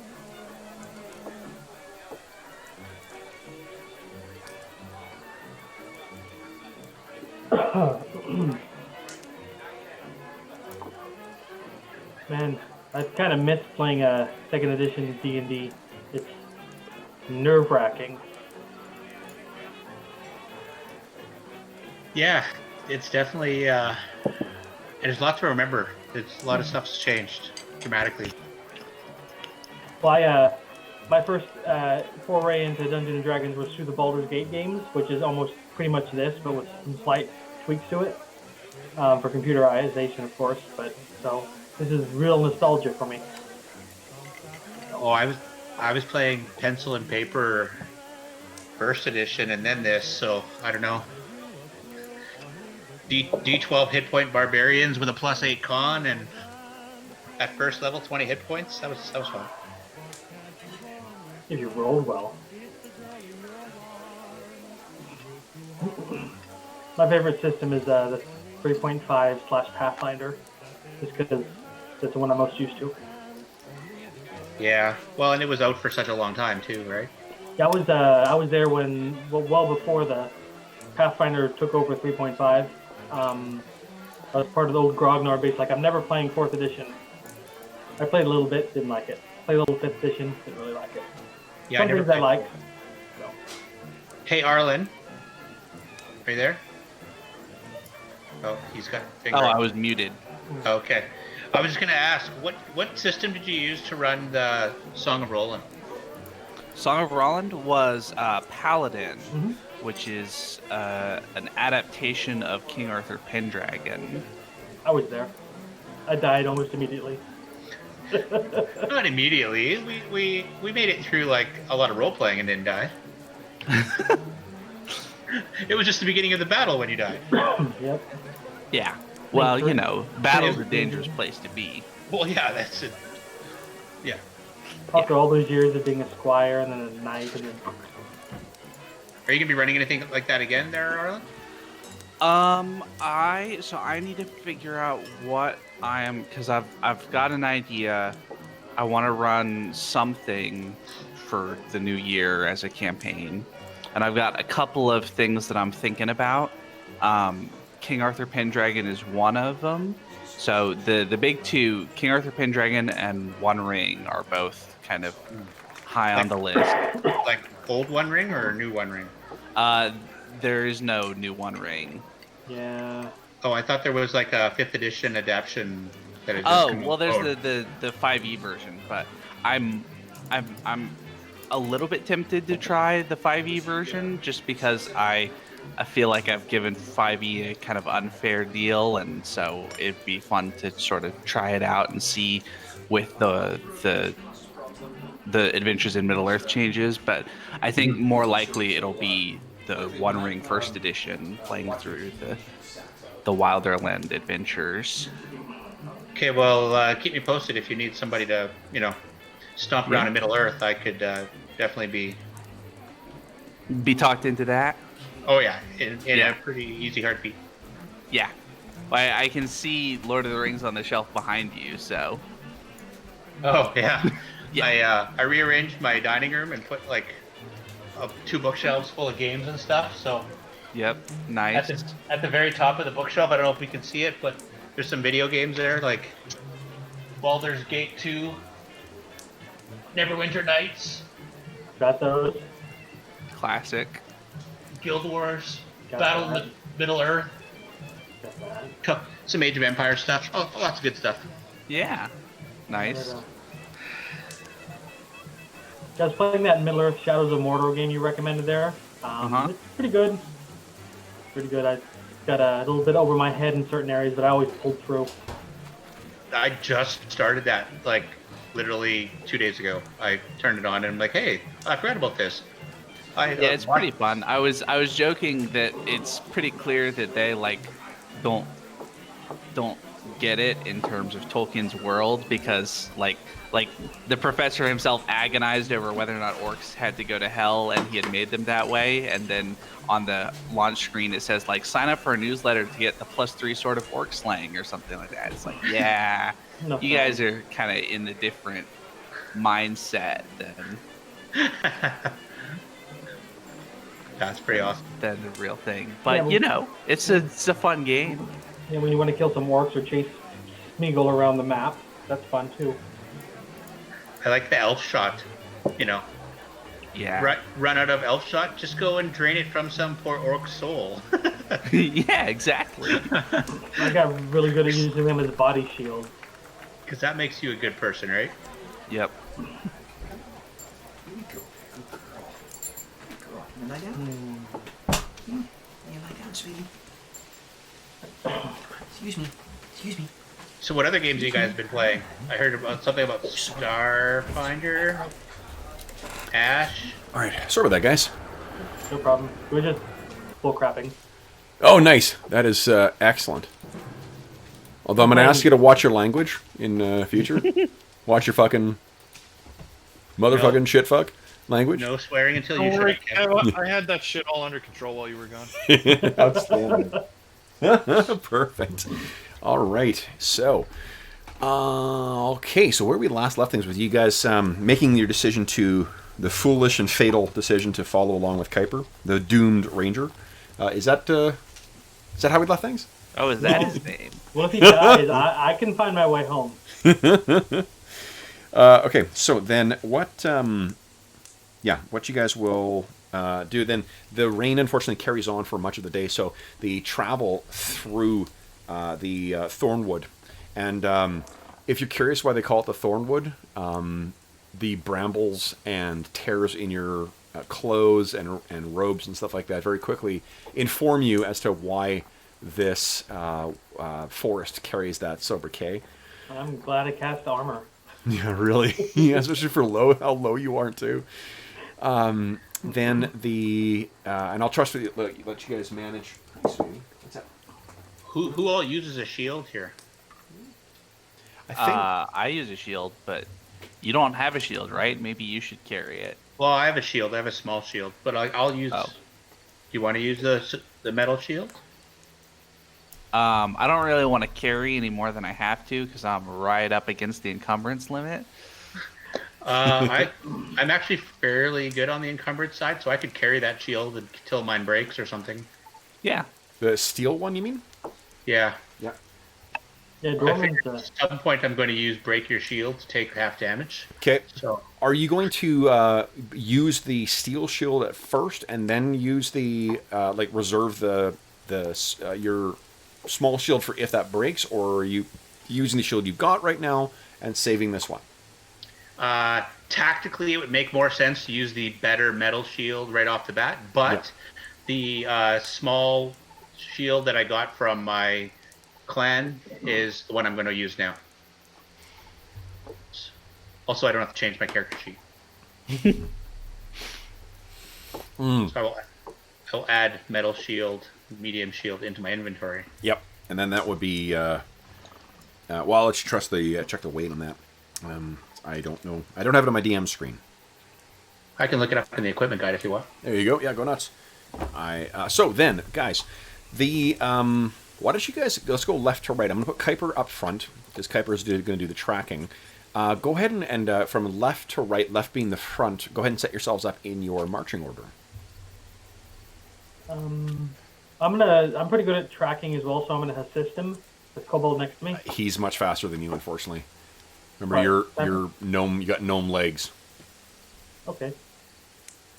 Did you forget that? I'm guessing he's not running full speed in tracking. No, but because of your I'm not sure if you've ever walked with someone who is shorter than you.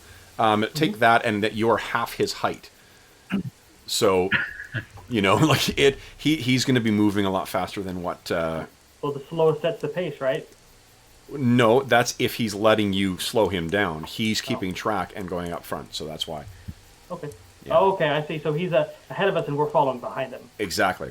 So why don't you Gotcha. drop in with the rest of us, and we'll have a nice little line, and then we'll just get Steve to join the parallel. Oh, we want a straight line, do you? All right. Come on, No, I'll have the dog behind me. come on, Hildolgo, let's get this together. Okay, so There you Rogo go. is holding at the rear then. Yeah. All right, guys. Dorman and Kobold were low to the ground. Caldor's got his bow to shoot over us, and Yep. yeah, Dwarves in the back. Excellent. So then it is about halfway through the day, and it's a gray and miserable day to travel as well, too. Oh, where'd the dog Step on go? me. What is going on? Is Druin wants Rogo... to Okay, Druin Rogo's wants to up front attack again somebody now. with a shield one of these days.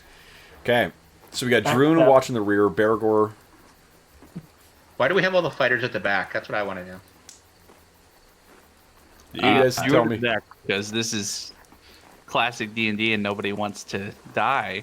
All the fighters were smart and picked the classes with lots of hit points. Put the clock I'm at the fine front. where I am. I'm not scared to die. Good, you guys got the clothy up front. I'm a militant wizard. I'm not scared. Okay. So then, remember, let's refresh ourselves with the strategy here, is what he wants you guys to do is to cast, two of you guys will be casting the nets over the bear and over the werebear, and Kuiper will be keeping the thing's attention. That's the plan here, so don't engage it. But, oh, who is taking the silvered longswords, if anyone? I'm proficient with them, but I can't use big weapons like that. Yeah, they're oversized for you. Oh, Well, the bard should be proficient, right? I'll take one. Is that an upgrade for you, Calidor? Yeah, but I'm not sure I want this orcish weapon.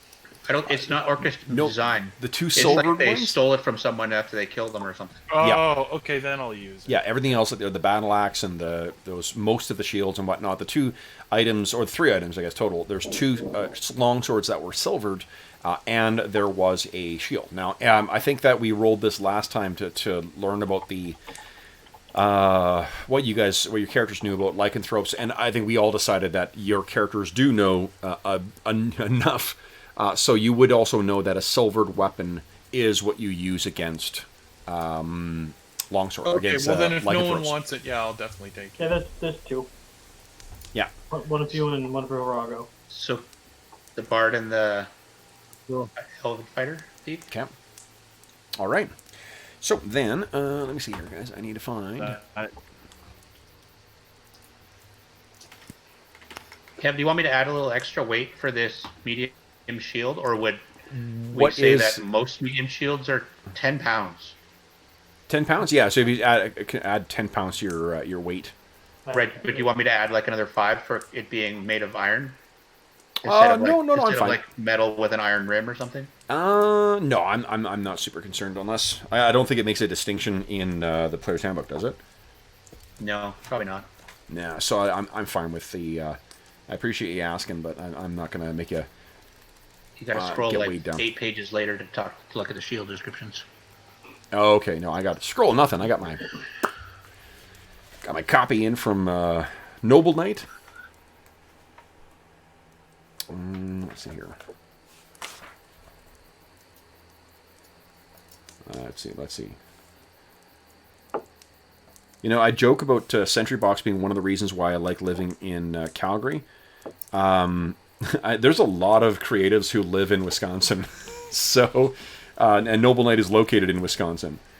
So I imagine having such a massive, sprawling gaming store near them is definitely a plus. Okay, yeah, it's only 10 pounds, and it just says that's it for medium shield, so I'm not fussed if this one happens to be made of all iron. Yep. All right. So then, guys, what I'm going to say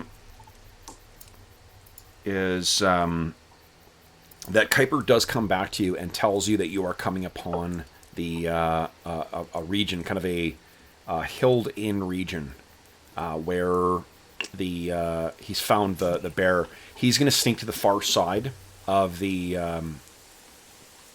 clearing, and then he will he'll ask you to come up behind. Now, mechanically, the way we're handling these nets, you must be within 10 feet of the target to throw it. And then when you do, you get any dexterity bonuses that you have to your attack roll. So you get, because it's an attack roll, if you have a strength bonus, you get to add that. If you have a dex bonus, you also get to add that.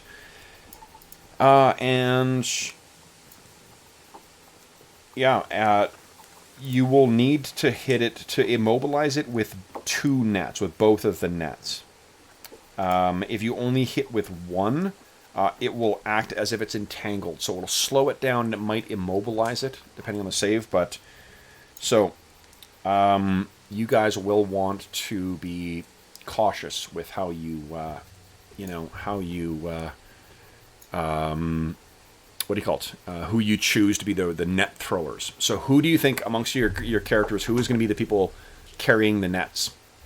So what is it, the attack again? It's it'll be a ranged attack roll, and you get to add on top of you get to add your strength bonus, because you had your strength bonus to hit attacks. Throw it. You also get to add your dex bonus if you've got one. So if someone ideally has a pretty sweet dex and strength bonus to hit, then they would be an ideal candidate for this. I'd volunteer, but I'm too small. I just have a +1 strength right. bonus. Okay. I can do it. I have a dex bonus, but no strength bonus.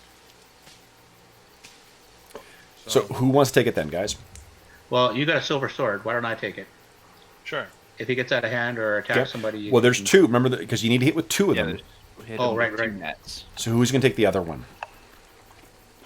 Let's do that. Dwarfs can do it. Yeah, I only have a dex bonus to hit, not a strength bonus to hit. But I can do one of them if we need. You don't have a strength bonus to hit? Not to hit. I have 16 strength, but you don't get a strength bonus to hit until 17. That's awesome. You get a strength bonus to damage. Yeah. But not to hit. Okay, guys, so here is the clearing where this encounter will take place. And what you'll see in there is the werebear. I was going to say, it looks a little small. Let's put him right there, and I'll give let's make a quick handout here too, so you can see the werebear. There he is. Where's the bear? There's the bear. Okay, guys, and here is what this thing looks like.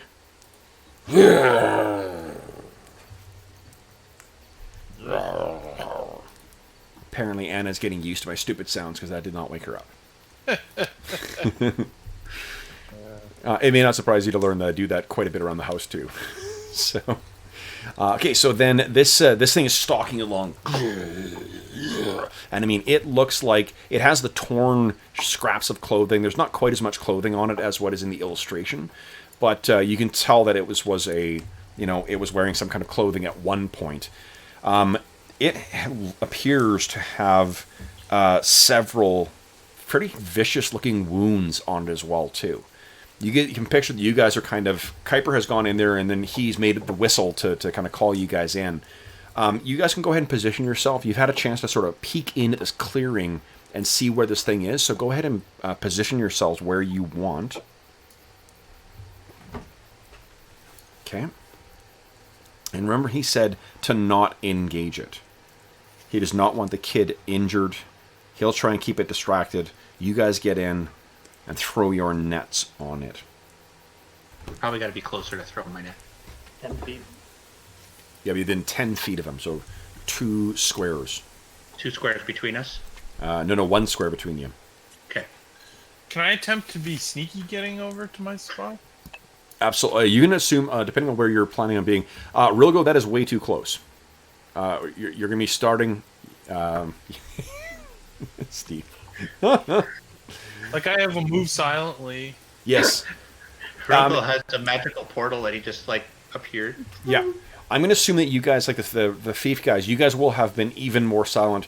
What you can see is that Kuiper is actually, kind of beating his sword against the ground and trying to keep this thing's attention.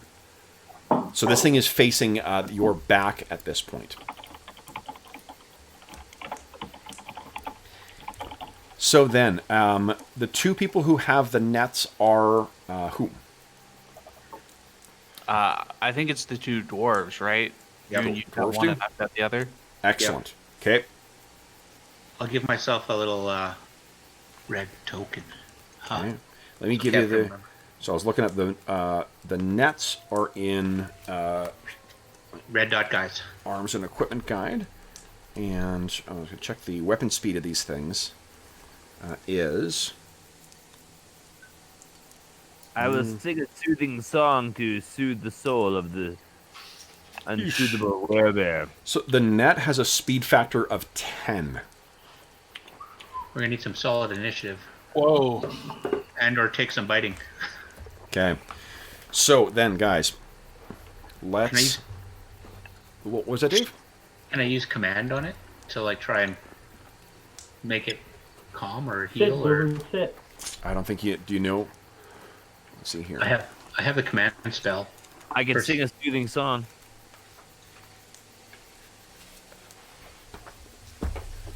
Where is it? You have a command spell, hey?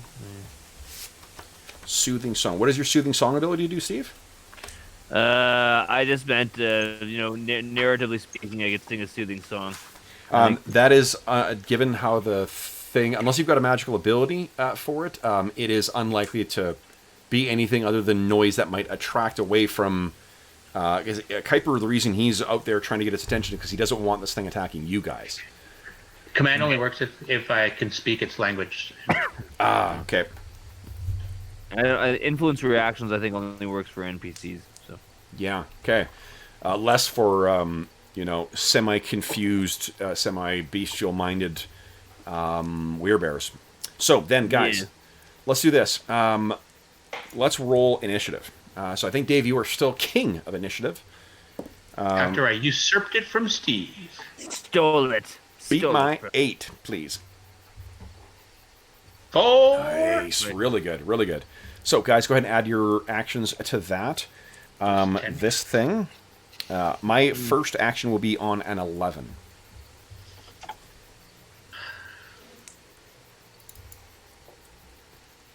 I'm Nice. gonna do MacGruber tactic. You're doing your grooming tactic? What? MacGruber. You guys watch MacGruber? I've not seen MacGruber, no. Oh, you gotta watch MacGruber. Oh man. Well, Will Forte is best. Anyway, good at distracting the enemy.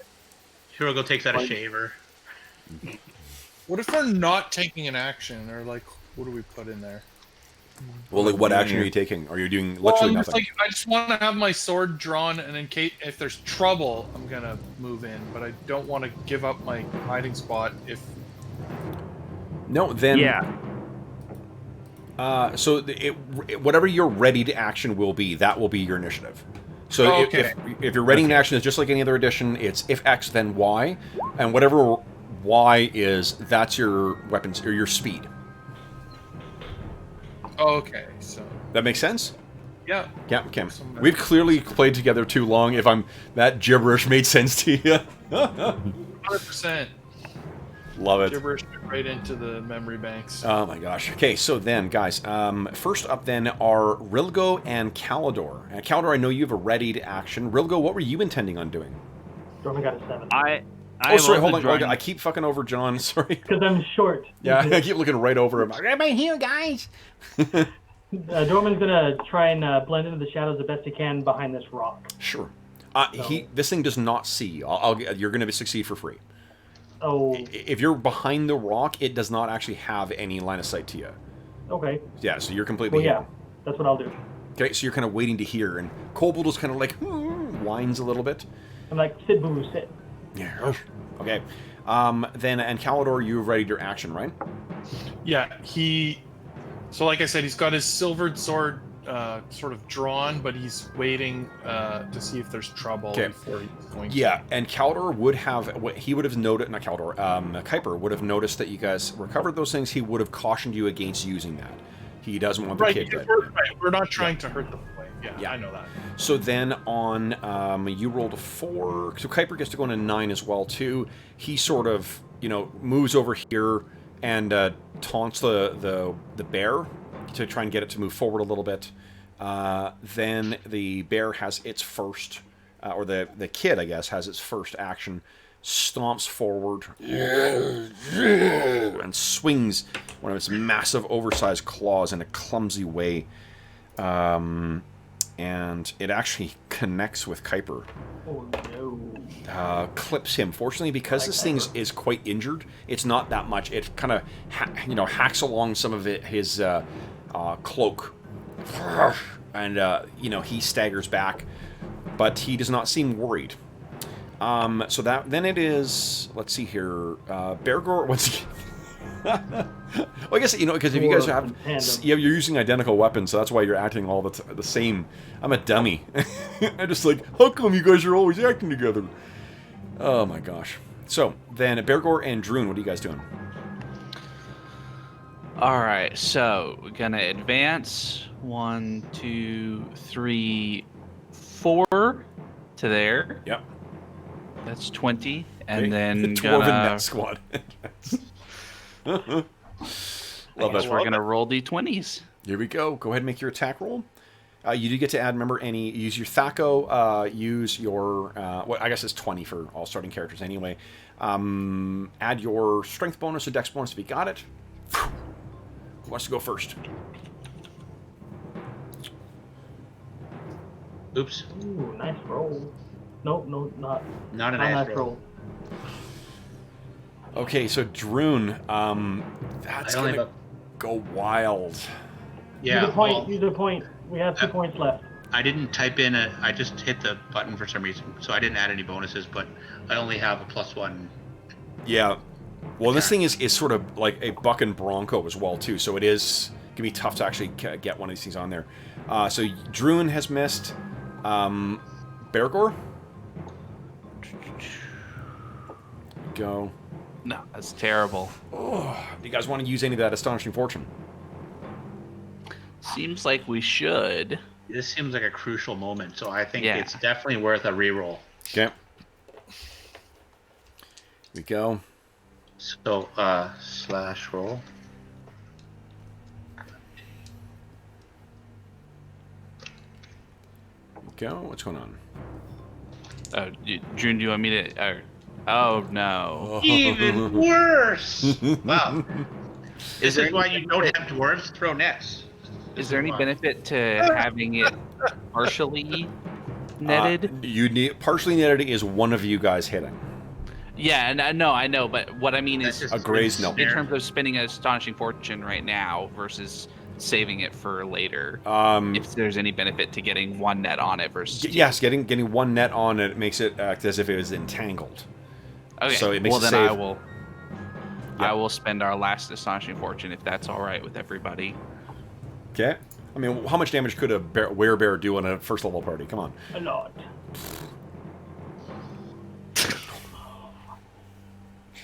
Okay, so Wow. our dwarves go racing forward, and they toss these things, and it becomes very clear that neither of them have ever been fishing before. As the nets go flying over this thing and Immature. land air, like, oh, maybe you guys should have taken some practice throws with this before, but... Yeah, definitely should have spent some time getting proficient with the weapon. Okay, so let's so both of them are basically in the same square as the werebear now, and Kuiper sees this and it's kind of like, damn it! And I think that's it for the round, right? No, actually, the werebear has 2 more attacks, so the werebear then swings its other paw, which is a miss, and then it tries to bite him, which is also a miss. But it's a big thing.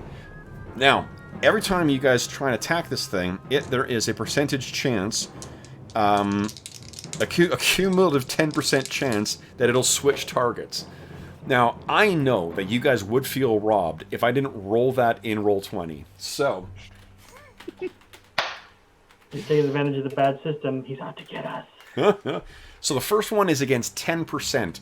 As Druin's net goes sailing over its head, 81% does not hit. Now, as Bergour's goes over its head, it is a 20%. does not. But Fortunately, now we have to get the nets back. you do have to get the nets back. Okay, so guys, it is the end of the round. Recovering the nets will be a speed 3, we'll say. So end of the round, guys. Go ahead and decide what you want to do for the round. And Caldor, you've got your longsword out. You've seen this go on. Does any of this fit the criteria for you taking your interrupt action or not? No, this doesn't look like trouble yet. Okay. Then, guys, next round, we're on a more favored attack rate. So if someone double-fisted the net and specialized in it, you get 2 attacks. Otherwise, boom, beat my 5. Dahuid. 4, nice. Okay. So are we assuming that we were smart and had like the net plus like a rope thing to be able to pull it back, or do we have to actually get in there and you have to actually get in there and grab it. Okay. So Well- Kuiper will be leading this thing away on his action. So he acts on a 7 as well. So can we delay, and then when if the bear even moves like 5 feet, Yep. make a run for the net? Yes, absolutely. Okay. I might want to call it 10 feet because it's got reach, right? It's. I don't think it does actually. No. No. No, it Okay. can only hit 5 feet away. Okay. 7 delaying for bear, nice. What is everyone else doing? I mean, I don't need to know yet. Just I need to see the numbers. Right. Okay. I'm checking for.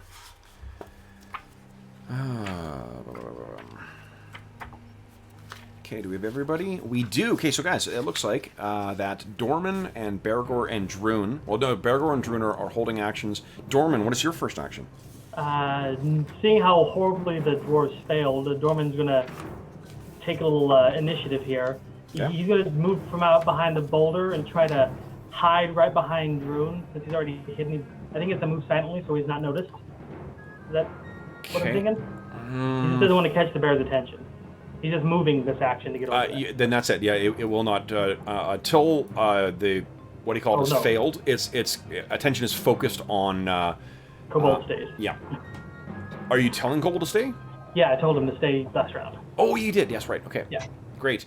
Then Kuiper also goes on a 7, so Kuiper will kind of and he's calling at the boy and jumps back a little bit.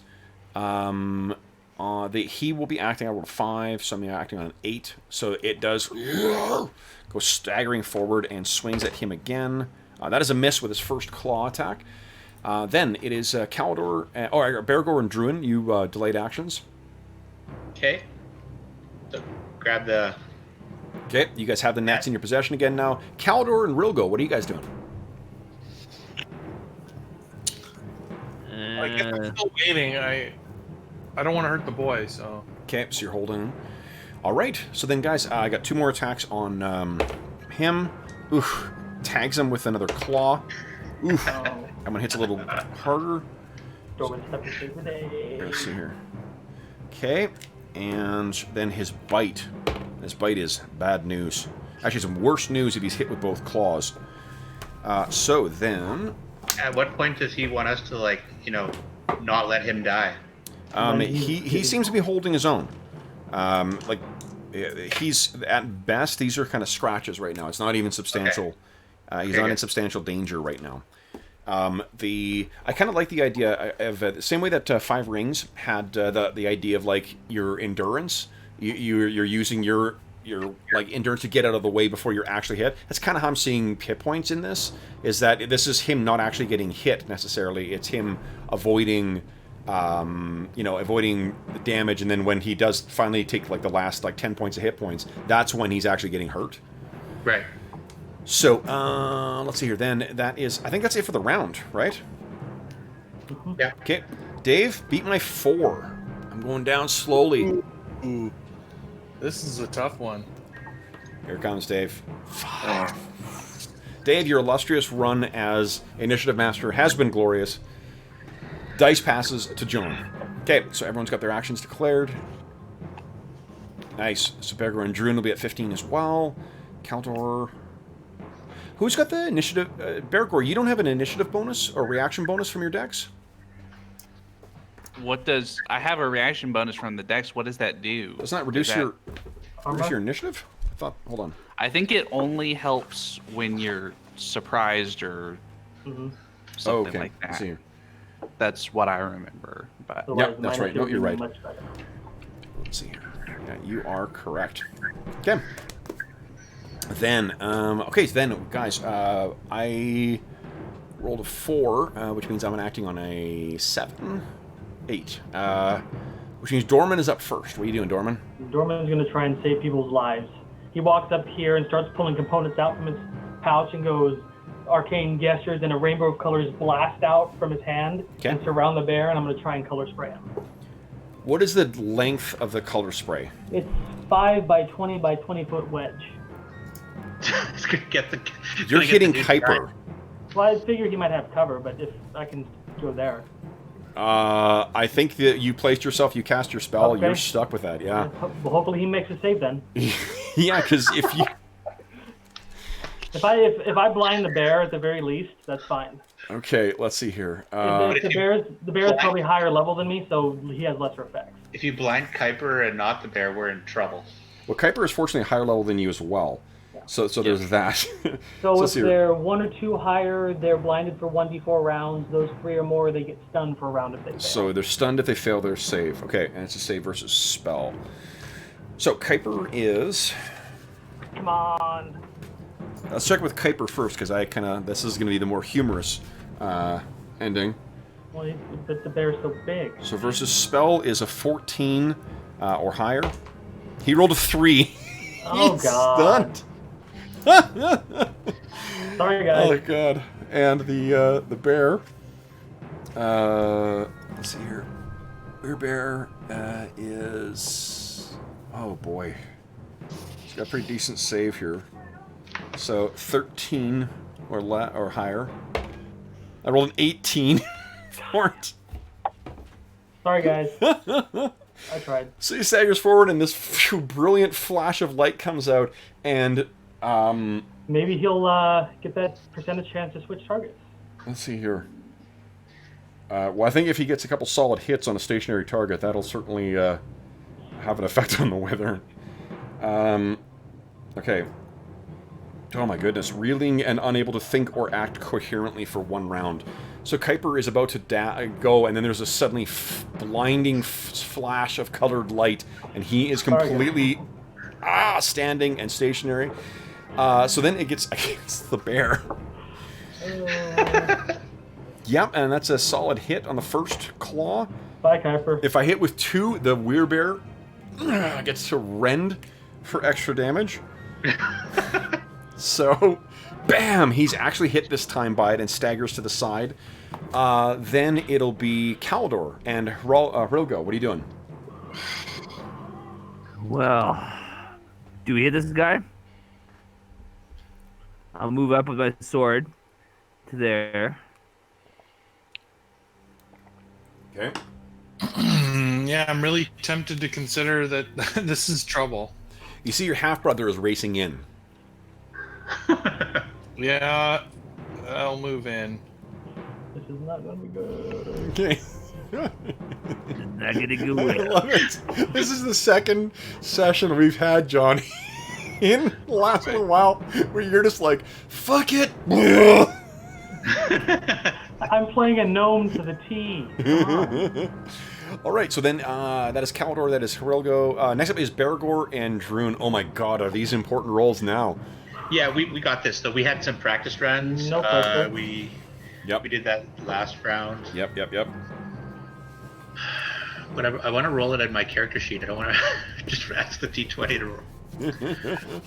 Okay. Who wants to roll first here? Let's go, Bergour. Bergour nails it. You toss this thing, and it flies over it. It roars in frustration, and I think I need to make a save here, or it is entangled. That is amazing. So,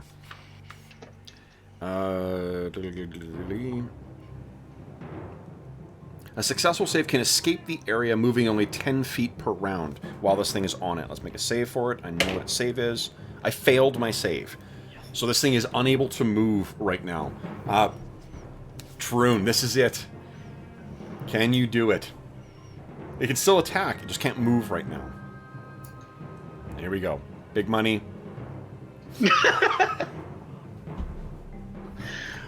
Oh, man. What is that? That's like the most terrible roll in the world. No, the worst. If it was a 1, then you would have actually, I would say you'd entangled the Kuiper. Instead. Okay. Well, Oh my my god, hold God. on. This is a Good range target. attack, and you rolled a 3. You did hit Kuiper. And he's Reach stunned. attack? Yep. Ranged Three? attack. So, Kuiper needs to make... Actually, he's stunned. He automatically fails to save. You now have both the bear and Kuiper entangled in the thing. Alright, so then, however, the upside is you guys both made 2 attacks. So let's see here. The first one, this is against a 30% chance of it turning its attack on you. Kuiper Oh, is safe. So it turns, but because it is entangled, it can't move. So the rest of its attacks, its claw and its bite, it's raging feebly against the entrapping net. And then that's the end of the round, I guess, guys. So then, John, you are up for rolling initiative now. Everyone decide what you're doing for the round, and John, try and beat my 8. What is the... Oh. Fun. What's the initiative cost for shout orders at the rest of the party? We'll say 2. Okay, sounds good. I'm assuming it's going to be more than just like a word. Yeah. Yeah. Yep, that's fine. 2 or 3. Maybe 3. Yeah, I'll say 3. And then I'll, actually, while you guys are getting that done, I will actually look that up again in the DMG, because I was looking at the initiative stuff for other things. Everyone have their actions declared? Was our initiative 10? 10, yes. Sorry, guys. Sorry for the initiative or the color spray? Both. The initiative. It's a package deal today. It's all good. It's all good. That's what makes the adventure fun. You know what I'll say? Actually, Bergour, you're going to be a 1. Alright. Yeah, so We're that'll... gonna- If all you're doing is shouting things, so... Alright, so then, I rolled an 8, I have an 11 on there. So first thing I need to do is I'm going to make a save against this entangle. It's still entangled. So it can't move, and its attention is focused on you guys. It's raging and trying to get, its claws are still flailing around. Then it is... Kuiper will be on a 13. So, Bergour, you're up first. What are you doing? So I'm gonna shout to Rillo and Caldor, save Kuiper, and then kind of smack my battle axe, or smack my empty hand without my battle axe, because I didn't have it out, against my shield to try to make some noise to get the bear to focus. You've got gauntlets or something on, right? Yeah. Surely I've got Bang. Oh, Yep. something Okay. to make noise. Definitely. Yeah, So, I'm going on 13 as well. It just didn't show. it didn't. It's under the 10 that I rolled. Oh, so 13. Yeah. Well, no, Bergour's going on 11 though. I know. Okay. So then why'd you say 2? Because Kuiper's going on 13. Kuiper's going on 13. Oh, because Kuiper is right. Yes. You're up first. Then what are you doing? Well, I'm going to start reaching my backpack and pulling out a whole bunch of rope. And then moving around. That'll be it. If that's I what you're can't doing, move? yeah. Yeah. I'm going to pull Yeah. out a whole bunch of rope because I have the use rope skill and I might be able to toss it to somebody and bear the bear down with it. Yeah, that might be. Yeah. Absolutely. Yeah. Okay, love it. This is why old school plays great. It's like, oh, fuck, I was trying to use this thing. So then on Kuiper, what he's recovered, and he's like looking at the added roll of 2 on his save. He is not getting out of this thing this round. So he's screaming, how did I get in this? The fairies. They just zoomed right by. Caldor, Druin, and Rilgo, you guys are all acting next. What are you guys doing? I'm casting Silverbeard. Okay.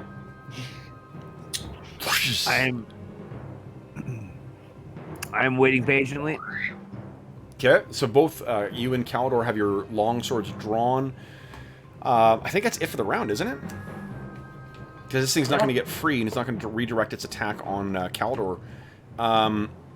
Then...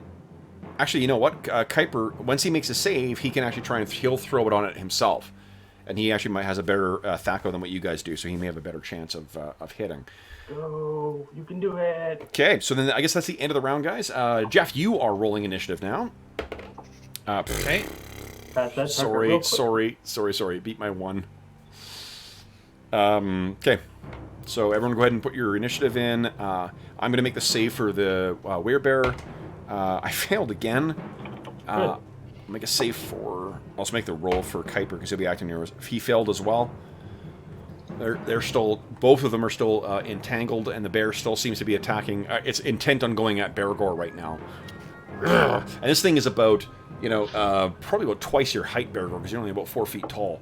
So this thing is... It's a pretty big and scary creature that's going to be charging towards you. Or well, at least it seems intent on doing that. Okay, yeah, so... What would it be for just, like, you know, doing what he was doing, making noise and trying to divert its attention and... 1. Okay. Yes. Okay. All right, then, first up is Druin. What are you doing? Oh, we don't have... sorry, we don't have Rilgo. Rilgo? Yep. I'm here. Yep. I'm holding on. Steve fell asleep. Steve, I'm going to... assume you... 12, there we go. There you go. Okay, so Druin is up first. What are you doing? He's going to bang his battle axe on his shield and try to keep the bear from going at Bergour. It turns over, and it faces you as well, too, with your big silver beard. Next up is Dorman. Dorman's going to come over here and then go up 2, and then he's going to swing the half of the rope around and throw it to the other side of the bear, landing... Okay, so... just like tossing a rope is not going to do anything.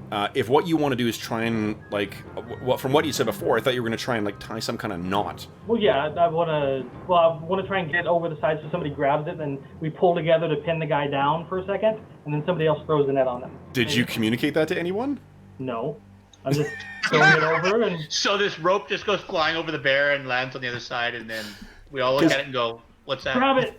Yeah, like, I like this idea, but the thing is, like, picture what this thing is doing. This is a, 800-pound bear that is going through and thrashing and whatnot, just tossing a rope over it. It's likely to fall right off of it, right? Well, I'm trying to throw it over to the other side, and then, because it's netted right now... But even if you did get it straight over, it's a rope. There's nothing that's going to hold it on there while this thing's thrashing and moving around. Yeah, I have an idea. Okay, so then the rope goes over it, and then it falls off its back. Yep. Okay. Then I hope we got rope trick prepared. So, Caldor and Rilgo are up next. Are you guys just waiting still? Yeah. Yep. Okay. Bergour, what did you have planned? So I'm gonna pull out the battle axe. I'm not gonna use it. Okay. And then I'm gonna move 1, 2, 3, 4 to here. Okay. And I moved. Can I move through the space that Rillo occupies? If you drew your weapon, I'm going to say you can only move half your move, just as if you attacked. Oh, okay. But you can move through. Yep, you can move through. Move through. Okay. Well, then I'll move to there. Okay. So you start making your way over. Then that is, I guess, all of your actions. I've already made the saves for the guys. This thing swings its mighty paw at you, Bergour, as you walk past, but it can't get to you. And it's sort of like lunging between Druin and Bergour alternately. That's the end of the round. I think, Jeff, you unfortunately lost initiative. Arlen, you are back to initiative roller. Beat my two. Kuiper get an action? 2? Oh, yeah. Oh, no, he failed to save. He was trying to get out. Tried to. Yeah. Come on. 2! Nice! That counts as a win. Okay, then, guys, go ahead and put down what your initiative is. I'm acting on a 5. Question. Yep. I would like to communicate a plan verbally and then yank on the rope. What do you say that? Make that a 5. Okay. Okay. 5 total, so 7? Yep. Okay. Okay. So, the bear made a save. It can move again. That's why I did it. And then, for Kuiper made a save. He can move again. So I mean, he's acting on a 12 if he's got the thing in his hands, and then but the bear is acting on a what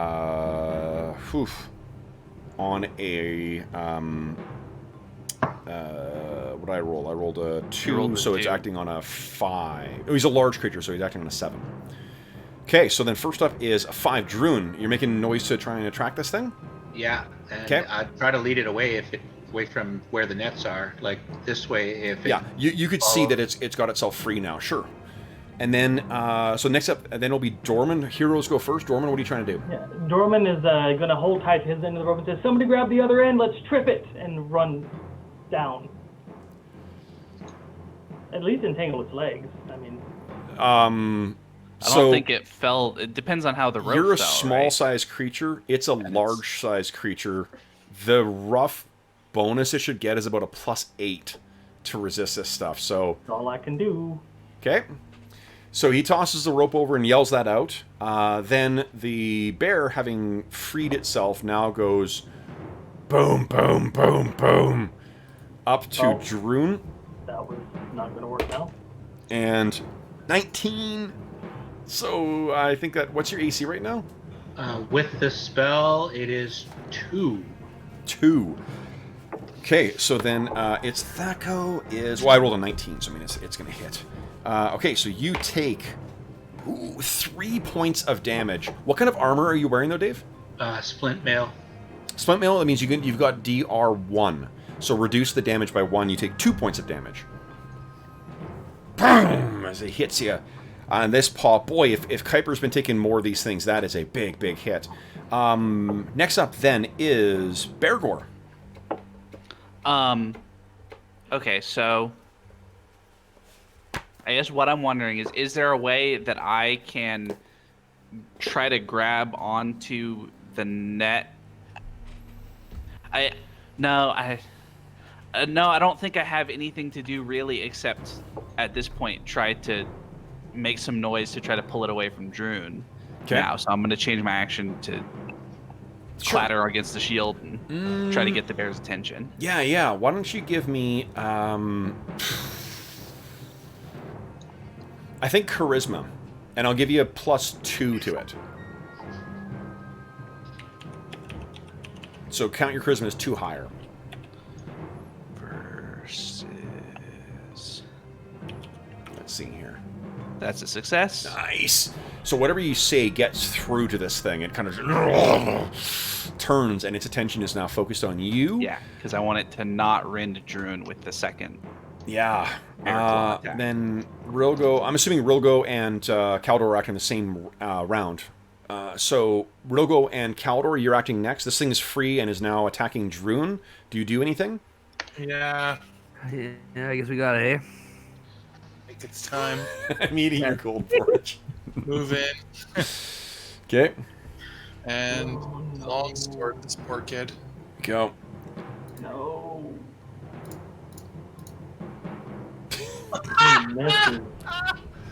Wow. Not one.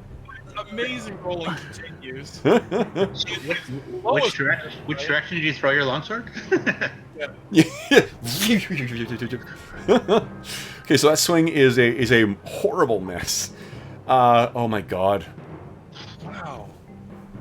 Amazing. You know what a real mean DM would do is to have the nat 1 be that you cut the net. Yep. That's why I didn't, because I was thinking I would try to grab onto the net to try to like re-entangle him, and then I thought, mean DM would just make that pull the net right off of the bear. So, because of I think that the panic, you've been waiting for this too. If you had the wherewithal, I would have assumed that what you would have been doing is stabbing instead of slashing.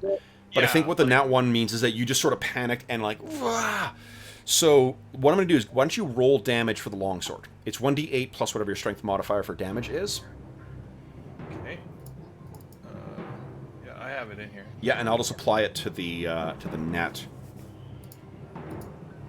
Had to roll high. Oh gosh.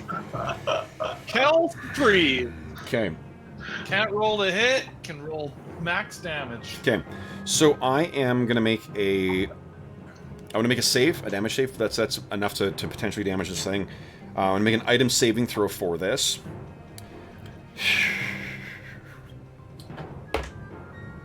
Sorry, kid. I don't think the kid's gonna live, or we're not gonna live. One of the two. Oh, I'm living. I have some news. Oh. The news is that it survived its save. So in spite of you hitting this thing, sparks fly as you race this longsword across this thing, and you hear Kuiper shout out, "No!" as you swing it along there. Rilgo, you are acting on this turn as well, too. Okay, well, time to swing. You don't need to kill it. Please, another nat 1. It'll kill us if we don't get this thing under control soon. Okay, Rilgo, go ahead and give us an attack roll with longsword. Do you have a long... Yes. Do you have it added to your character sheet? Yeah, okay. Yes, I do. All right, here Go we ahead and go. make an attack roll. Boom. AC 8. That, fortunately, is not a nat 1, but it's not a hit either. Okay. So you're swinging, you kind of... It sparks off, and again, Kuiper is still screaming, "No!" Okay, then... I think that is up to... Kuiper. Yes, so Kuiper, who wants to give me a d20 roll for Kuiper? He runs forward and tosses this net on it. I'm done with net tossing. You don't want me to roll it. Well, yeah, you're due for a like an 18 now. All right. Here it comes. I don't know why you. Law of averages. Law of averages. You should have rolled something above 10. Friggin' ridiculous. Oh my gosh. I will let you spend... he will have an Astonishing Fortune as well, too, so I'll let you re-roll for him. Do you guys want me to do it again? Yeah, like, can't roll worse than that. Yeah. Welcome to An the computer. 8. Let's see here. His Thaco... It's It's 11 okay. billion. That is actually a miss. However, the net would fall at Druin's feet, basically. So you see this thing sailing over. I think in his panic, he's just tossed it over. All right. Then that is... Oh, no, the bear has 2 more attacks. There's 2 more attacks, but I distracted it from Druin, right? So they're going to go... Well, Palador.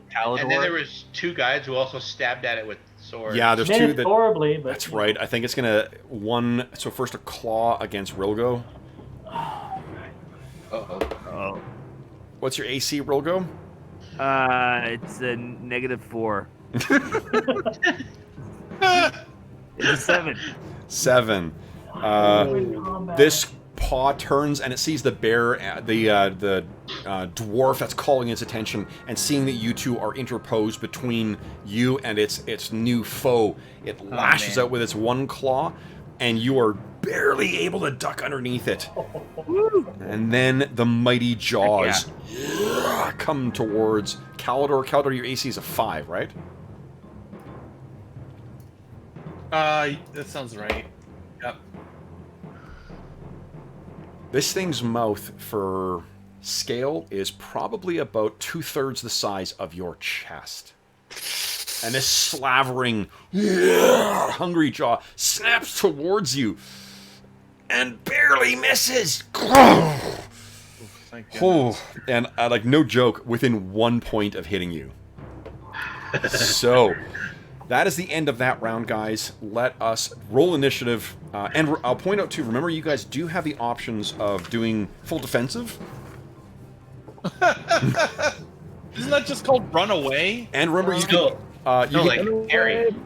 you can damage your shield to take half damage from an attack as well. You can like also parry and get an AC bonus. There's so Yeah. much- So there's all sorts of things you can do to try and to make things harder for this thing to hit you. All right. So then initiative. Then I think Jeff is still king of initiative right now.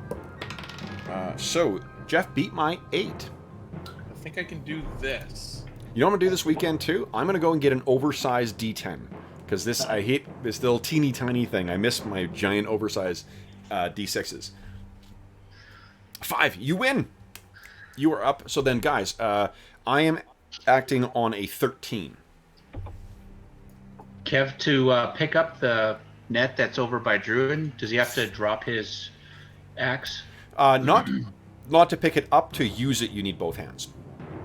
Okay, so I need to... I'm using a small shield, which allows me to hold something in my left hand. Yep. Yep, I'm fine with if you just drop the free action to drop the thing to the ground. Okay. So I'll drop my stuff and pick up the axe, or pick up the... Wait, hold on. Let me read here. It's only a medium-sized weapon.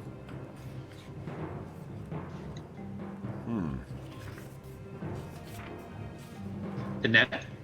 No, sorry, this is an oversized thing. This is not just a regular net. So no, yeah, you would need both hands to use this thing. Okay. Bergour's a 12. Nice. So I can't believe the color spray went off that like that too. Like that was just. That's how you learn. So what would be my initiative change to drop my stuff and pick up the net? 3 to pick up and get it. Okay. Okay. So we go and Rilgo, are you attacking again or what? Yeah, I think so. Okay, so then you got 10 as well. All right, so then first up is Dorman and Druin. Druin picks up the net. Dorman, what are you doing?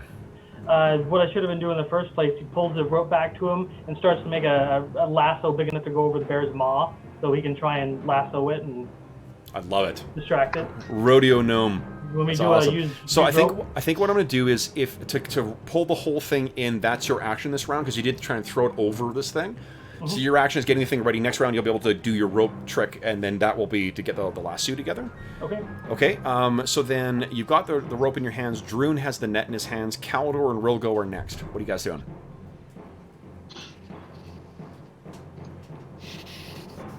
Attacking, I guess. I think it's gonna mess you up. Is this the right thing to do, or do we run away? Do we run away? Armor, hit points, not in fight. I honestly don't know which is correct. Okay. Do you have the house rules on a handout or anything, Kev? I do. Yeah, they were posted to the Discord. I'll email them to you after the session, Dave. Oh no, I have them. I'm just wondering if they're in a handout in the game so that Oh, certain they're players not, can no. read them while they're... That would be a smart thing to do. I mean, that I will cut and paste them into a handout for next session. So let's see here. Oh yeah, there's all sorts. You take cover behind a shield, giving you +2 to your AC. You can. We're really just distracting it. Yeah. Until you hit it and kill it. Until it hits you. Ha! Nice. Okay. So everyone's sworn. So neither of those hit, but they don't actually damage the net either. And Kuiper screams out, "Stop it! Stop killing him! You'll kill him!" And I think he's going to try and distract it. So see if he can get its attention again away from you guys. I think I failed on his charisma check, so no, he's not going to be able to do it. Then it is Bergour. What are you doing?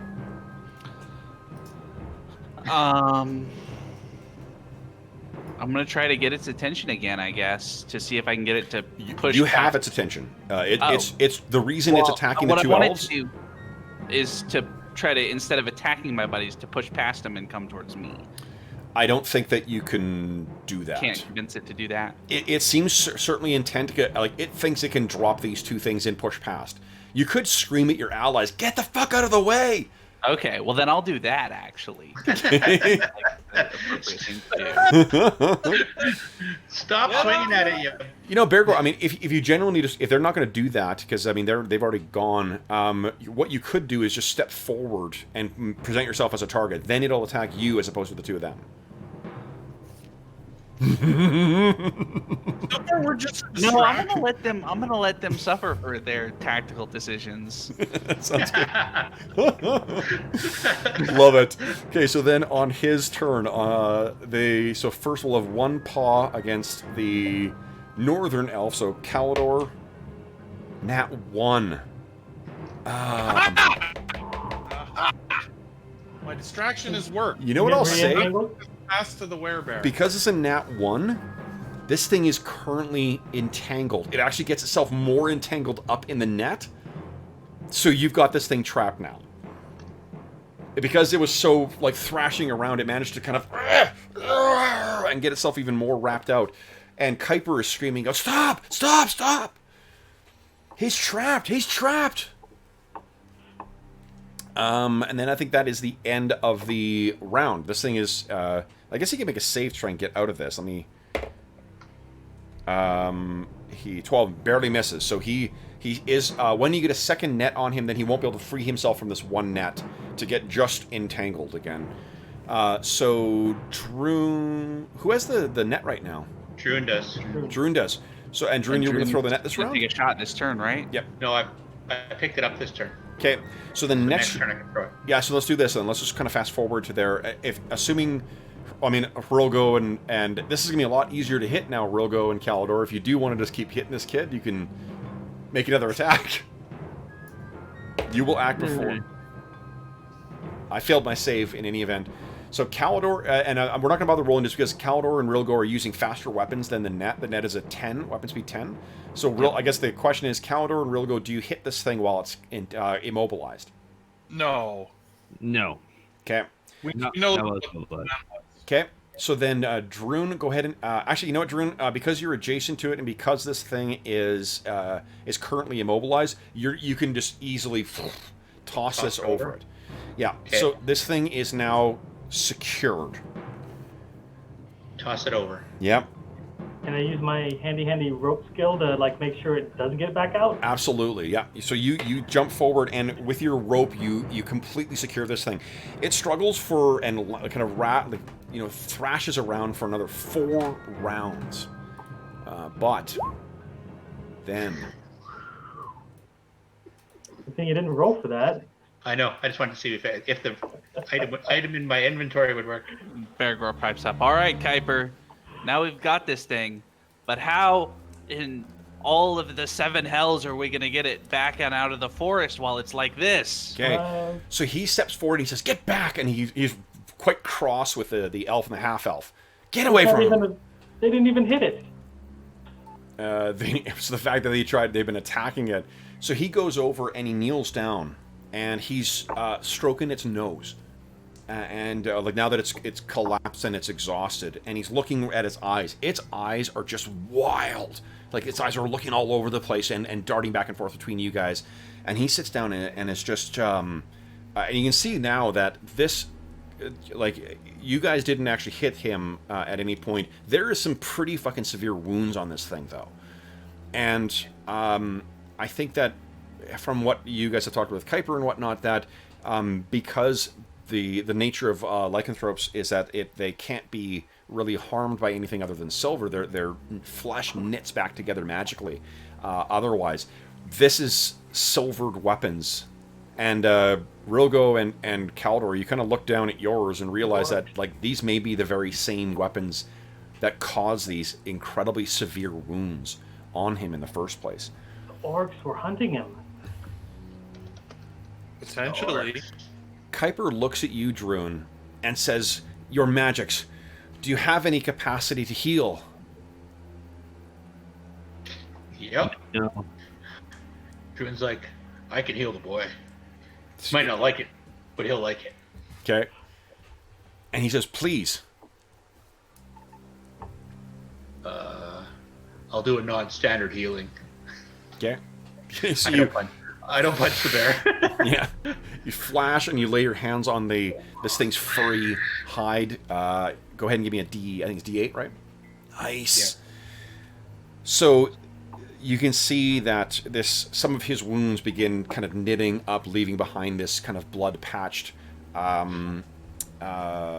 fur on its side. but this barely does any. Like the wounds on this thing are quite severe. Do you have any others prepared, or did you prepare different spells? No, Nice. Okay. So that still barely pushes it over about what what would be relatively severe wounds. It's barely over bloodied. However, the fact that you lay your hands on this thing's big hide, and you can picture too, like again, it's about maybe a foot or so taller than you, even when it's lying down. But as its massive chest goes up and down, you can feel with your touch, Druin, the kind of like snare drum pace of its heartbeat.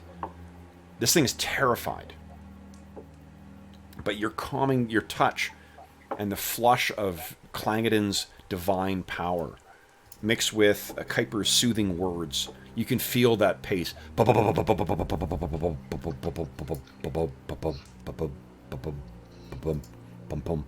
And with your hand still against its side as it's moving up and down, you can feel the mighty heart beating within this thing, slowly calming down. And he says, there. Once the bear is calmed down and you've cast the spell, Kuiper sort of gestures back, and he looks at you, the elves, and says, put those things away. Yeah, we put them away. Okay, you sheathe your long swords, and he takes You one... saw how carefully we were not hitting it. Yeah, follow the blades, man. You take the first... He takes the first net off of this thing, and it sort of shuffles a little bit. And he takes the second net off of this thing, and it rears up to its full 8.5-foot height. It stands, its big head looking way down at the lot of you. And then it pulls back on all fours. And Kuiper, looking at this thing firmly in the eyes, he says, yes. Home. Home, boy. And the bear kind of shakes its big head up and down. It looks over at you, Druin, kind of go, steps in, and then with this big, black, wet nose, kind of nuzzles up against you, and kind of, even, your sturdy, stocky build, you kind of like half stagger, half a step back. That was his way of saying thank you. Then, with that, Kuiper kind of collects the two nets up, stuffs them in his bag. He hands Dorman back his rope, and says, "Then to home." One hell of a hairy fight, wasn't it, guys?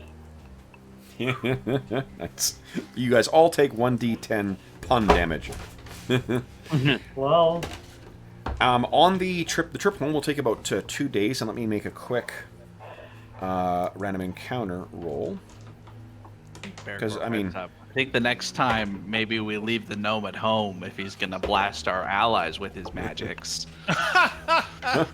Those are fairies. So, guys, tell me a bit about the caution that you will take as you make your way back across. Let's take a look at where you guys actually are here in the Herrenshire map. So you guys are down about here at this point, I think. So you'll be heading back to the Hog Brook, and then making your way back up towards the Kuiper farm. What sort of strategies are you guys employing here? Are you walking single file again? Are you specific? Are there any specific precautions you're taking apart from having someone keep watch at night? Do we have somebody who can, scout around? This guy. Dorman is quite sneaky, so is Caldor. Yeah, I'm pretty sneaky. You're a fighter thief, aren't you? Yeah. Yep. We can both see in the dark, too. Sure. What were you saying, Arlen? Oh, sounds like the gnome's volunteering for an extra shift at night. Least I can do, right? Yes. So Maybe we try to double up on some of the watches, just At One person's good, two people's better. So I think at one point, what Kuiper, you can picture that it's at some point during watch when Kuiper kind of, goes over to Caldor and Rilgo when you guys are half brothers, so I imagine you've got some point when you two are sort of talking amongst each other. He walks over and apologizes for shouting at you. You had no obligation to help him with this. He appreciates your help in securing the boy. It was the concern for the lad, and the bear as like once it basically is freed. Dave, do you think you would have used other prepared spells to heal him further? Well, I typically take 2 cure lights a day. Sure. And a Silverbeard. So, yeah, I could have cured him a little bit more each day to try and... Okay. Why don't you give me a 2d8 roll and see if you're able to restore him back up to full. The persisting wounds are what's affecting him right now. That silvered weapon left some pretty nasty things. Nice. So 6 and 2. And then another 8. That's actually getting him up much closer to full. So he's still got some pretty nasty, wounds on him that have been, I'm assuming, treated or at least bound or something with the supplies. I don't know how you would bound a bear, actually. You'd probably exhaust your several first aid kits worth of bandages. On one wound. Yeah. But the bear is getting a little more, it's kind of like trained circus bear-ish, where it's like trying to like eat with its paws and like a person would. It's more playful. It's not the fearsome, wild creature that you guys initially encountered. It would act the way that like a teenager would if stuck in a bear form. If you guys talk to it, it kind of like responds with, grunts and nods or shaking of its big head. But speak with animals, give me a little bit more insight towards it? Yeah, you could actually speak. If you got to speak, is it you're able to speak? Well, hold on, you're only able to speak with like small woodland creatures, so no. Yeah, I think burrowing, and I also have Sylvan, but I don't know if that'll help. No, that won't help. Sylvan is like for certain fae. This thing, you don't have a speak with animals spell, right? No, not yet. I think that's next level. Okay. So Kuiper does apologize to Caldor and Rilgo. How do you guys receive that apology? It's understandable. These things are unpredictable. Yeah. Yeah, nothing to be done. Okay. Then, guys, we are at you guys meet so what ends up happening is basically over the next 2 days, you make your way back to Hogbrook, and you make your way all the way along and reach back to Kuiper's farm. And as you're about maybe a half day's travel, you guys notice that the bear starts making a fair amount of noise. And sort of as it's stalking along and walking along, it actually transforms back into this fairly tall but lanky teenage kid. And the boy's name is Maxim. Maxim Crinan.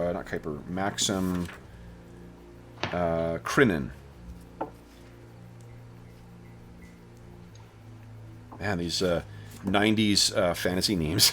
They're awesome. Maxim Crinan. What's the ethnicity of that? So Maxim is, a tall, scrawny teenage kid who, you see he and Kuiper have, you guys are free to interact with this kid as well, too, in the last, half day of travel. But he seems to be talking to Kuiper quite a bit, who seems to be sort of, now that he's a kid again, you can overhear that he's sort of talking the kid through of how this is a gift, not a curse. And the kid talks about how,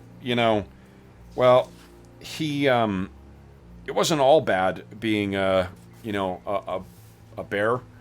And Kuiper kind of laughs and he says, it was the orcs you ran into. He's like, yeah, and he kind of shudders, and you can still see there's marks on his back from where that sort of track from where it was in the bear to where he is in the kid. And Kuiper kind of laughs and says, well, how many orcs did you kill? And the kid kind of laughs and says, well, 4. And I drove 6 away. So, and the warriors among you know that there were 10 orcs that you were facing as well. Wow. If they are, I think the two dwarves with orcs as their standard, or their, what do you call it, their kind of racial enmity thing. If the orcs are organized into specific numbered squads, that means it's not just a random band that's wandering around. So, but the kid, Maxim, does seem to take, a fair amount of pleasure out of this, too. And once it's explained to him who you guys are and what you guys did, Maxim insists that you need to visit his family. You guys need to come by, and at the very least, his parents will want to provide you with the very best that the farm has to offer. Well, Dorman will say, well, lad, now that you're back amongst the civilized forms, how about I whip you up some good human food? He says that would be wonderful. And while they're, you guys are making your way along to what Kuiper, I'm trying to think who do you think, I'll let you guys make the judge of this. Who do you think made the best rapport with Kuiper over the course of this trip here? Not Drew.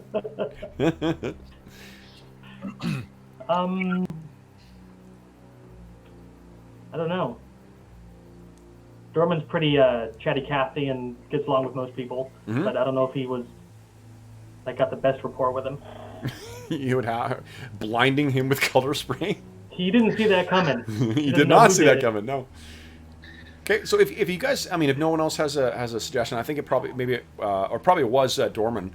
So Dorman, then what he pulls aside is that he says, I would hate to impose on you further. He says, first, I as a small gratitude token of my gratitude, the spoils, keep everything. So everything you got from the dwarves, he says, I insist you keep all of that. I have a further request to make of you. I want to speak to Maxim's family. I can't tell him this, but this is a condition that requires very special precautions to be made, and his family need to be aware of that, and to make appropriate take appropriate steps to prepare themselves for a son who is afflicted with the moon curse.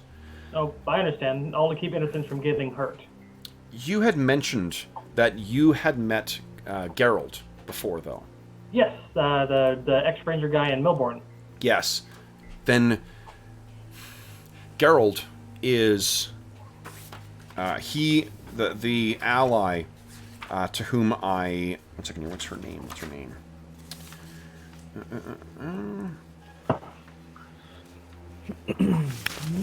One second, guys. I need to look at one thing. I neglected to write down all of the names that I needed. Do you have... Actually, John, you've got some pretty good notes. The ally who he said would look in the hills, never gave us her name. Okay. So I assumed it was the white lady shape-shifting thing, so... Okay, so the what he says is his friend, Gerald knows her as well, too. And he will be able to be in touch with her if she has any word of the lost girl. Jarella, is that her name? It starts with a J, yeah. Yeah. If she has any news on Jarella, he will have that for you as well. I would ask that you tell Geralt of what we found. If there are orcs in the Thorn Wood, in force and organized, then this is something that the Rangers need to all be aware of. Got it. Dorman pulls out a little notebook and jots a few notes down. Okay. I hate to ask this, but we do have some dwarves in the party. They probably want to know if there's a reward associated with this.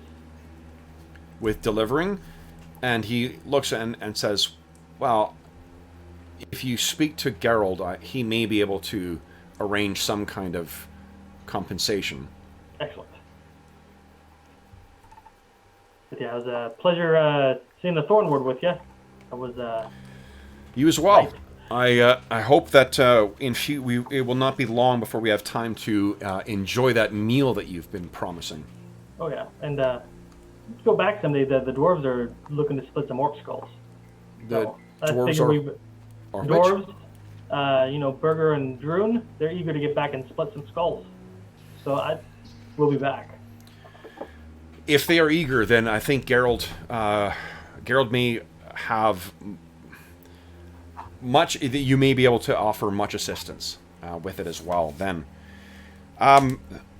thank you. So I guess then what will happen is as you guys reach the farm, what he'll be able to do is arrange for travel for you to get back to Melbourne. So. And I think maybe what he'll do, you know what, guys, because you've been such help to him, he will loan you a small riverboat. Think like a skiff that you could. It's going to be a tight fit with all of you guys on there, but you can all get in there and take the the 1 day trip or whatever it is down the river to get to, or is it up the river or down the river? Down the river to get back to Melbourne. Then cool, guys. Well, we are pushing up against the quit time here anyway, so why don't we do this? We will end our scene with, unless you guys have any other plans, we will end with you guys hopping into the boat and heading down to the towards Melbourne. Now, it'll be, actually, I don't know. Someone give me a D24 roll, please. Let's see what time it is that you guys are fully finished up. So it's about 5 o'clock in the afternoon when you're done.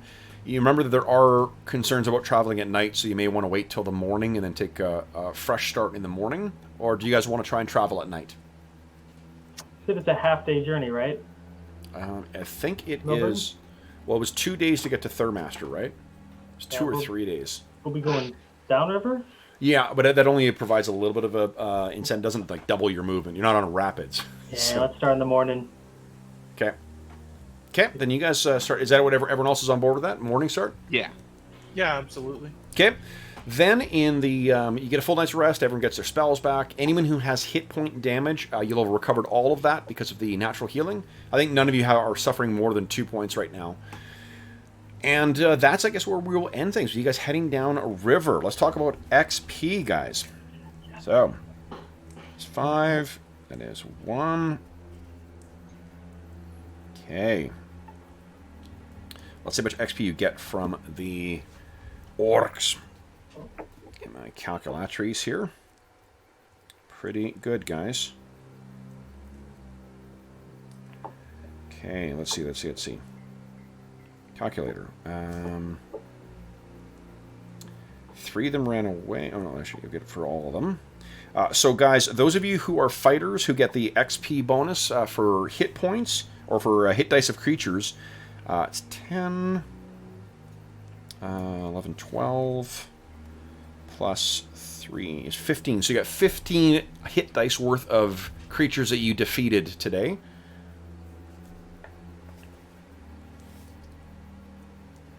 And let's see here. So that is 150. I'll give you, and for both of those encounters, you used at least one thief thing too, John. So you can go ahead and get 2 instances of using that. And you used a spell too, I think, right? I did not overcome an enemy with it, though. It was an ally. That is true. I don't know. Attempted to overcome an enemy. Yeah, but it didn't say attempted. It says to overcome. Yeah. Oh, I jeez, want that's to funny. be fair. I don't want to, it's a 50 experience. Nope. I mean, like, no.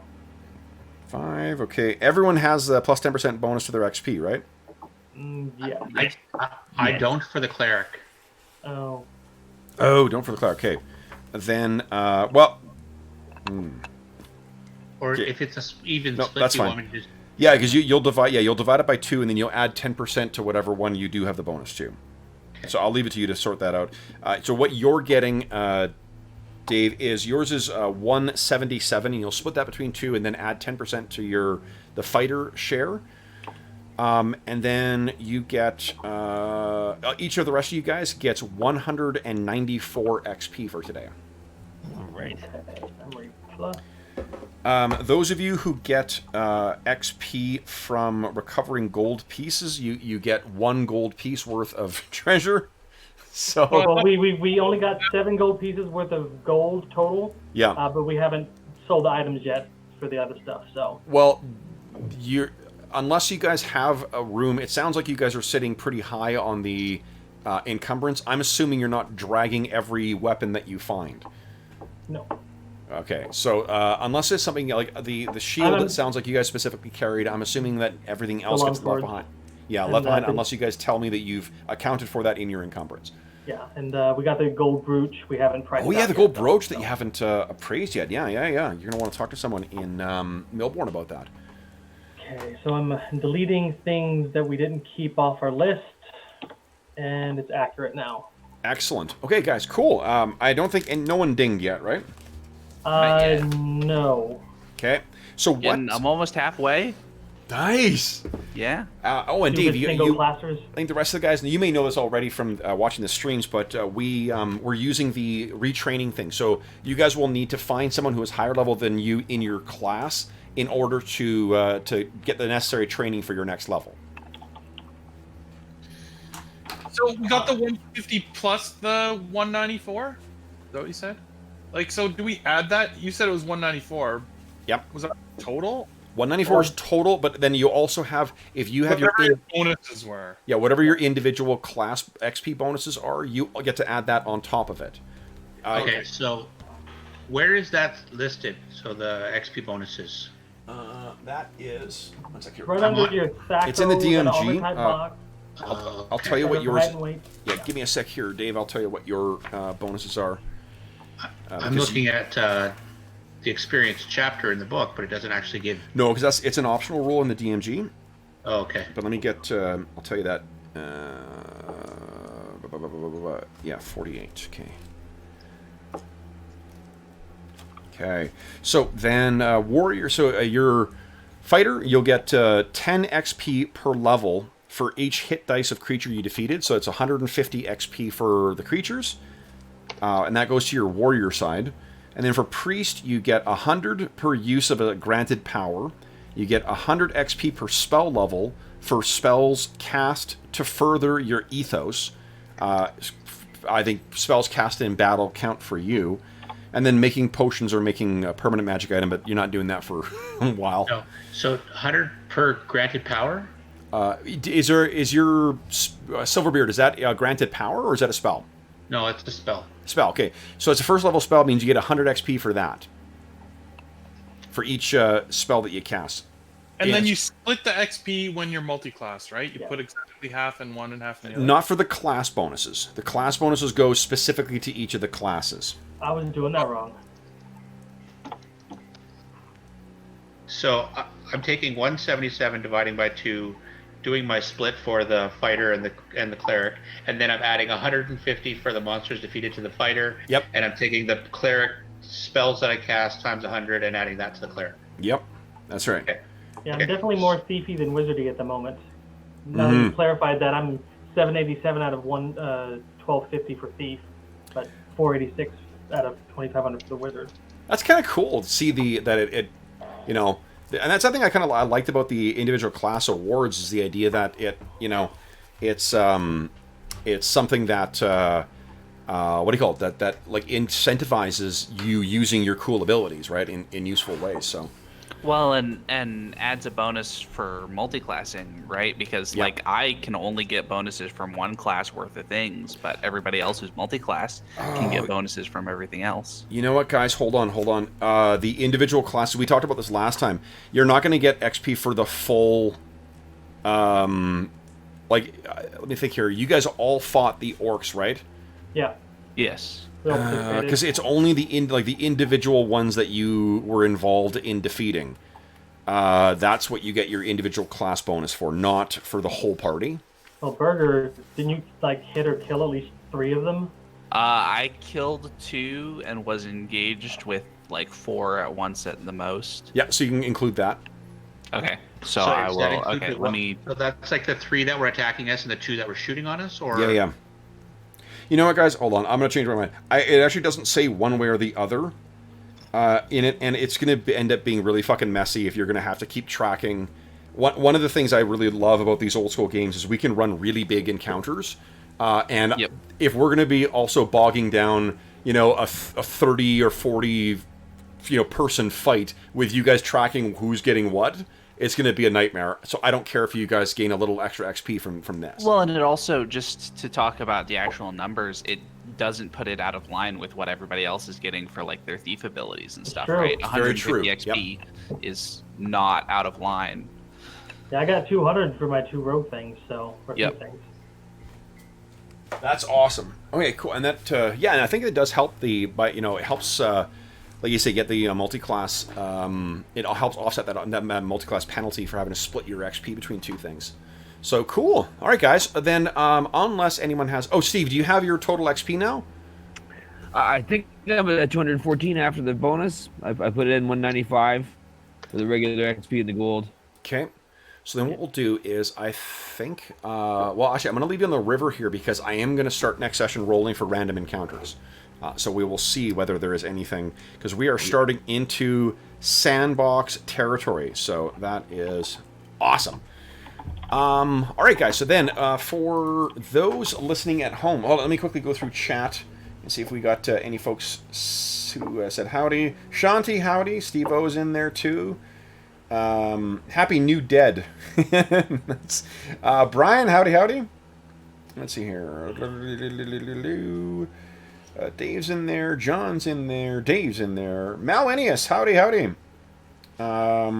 Hope your new year is going great as well. And some talk about Baldur's Gate in there. Howdy, Enth. Howdy, Walter. And howdy, Mr. P. Mr. P says he could do with a level up. Clearly, I'm a lot meaner than what Mr. Palomar is. So, you guys get minimal XP. Awesome. So, for those listening at home, thank you so much for joining us back in Heronshire. And for our first session of 2020. And our first session back in the Night Below campaign. As always, if you have any comments, questions, or concerns regarding the session, please do not hesitate to leave a comment in the comment section below, and I will endeavor to reply in a timely fashion. In addition, you can reach me on Twitter at Dungeon Musings. You can reach me by email. My email address is dungeonmusings@gmail.com. And you can follow the link in the description of the video to join us on the Dungeon Musings Discord server, where all of us are active, except for Steve. Steve is a holdout. I don't know why Steve doesn't like us, but that's okay. Thank you. I'm still not it. In addition, on the Discord server, we've got channels dedicated to this campaign, to general discussions about AD&D, and to all the other games we run on the channel, as well as all the other campaigns. There's a pretty cool Find a Group channel on there. And there's a really fun ongoing Mutants and Masterminds play by post campaign that Arlen's been running. That's been a lot of fun to keep up on, too.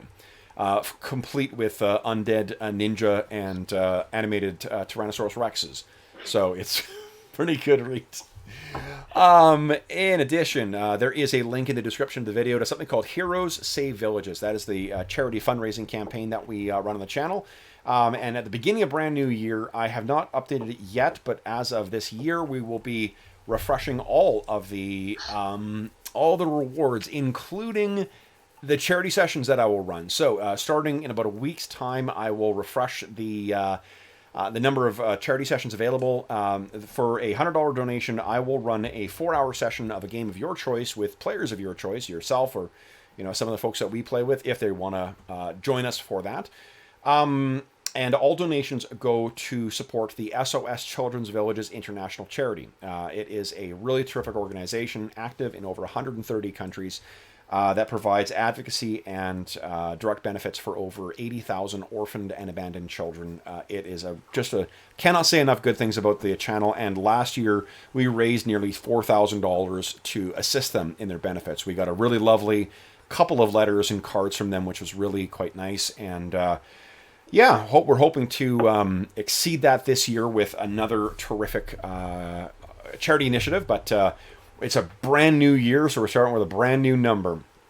Now, last but not least, I want to thank my players. So John, Jeff, Arlen, Steve, and Dave, thank you so much for joining me for another session back in the night below. I hope you guys enjoyed, and we will see you guys back again on Wednesday night. So, then, until next time, for those listening at home, again, thank you so much for joining us. And until we see you again, Happy New Year, and happy gaming.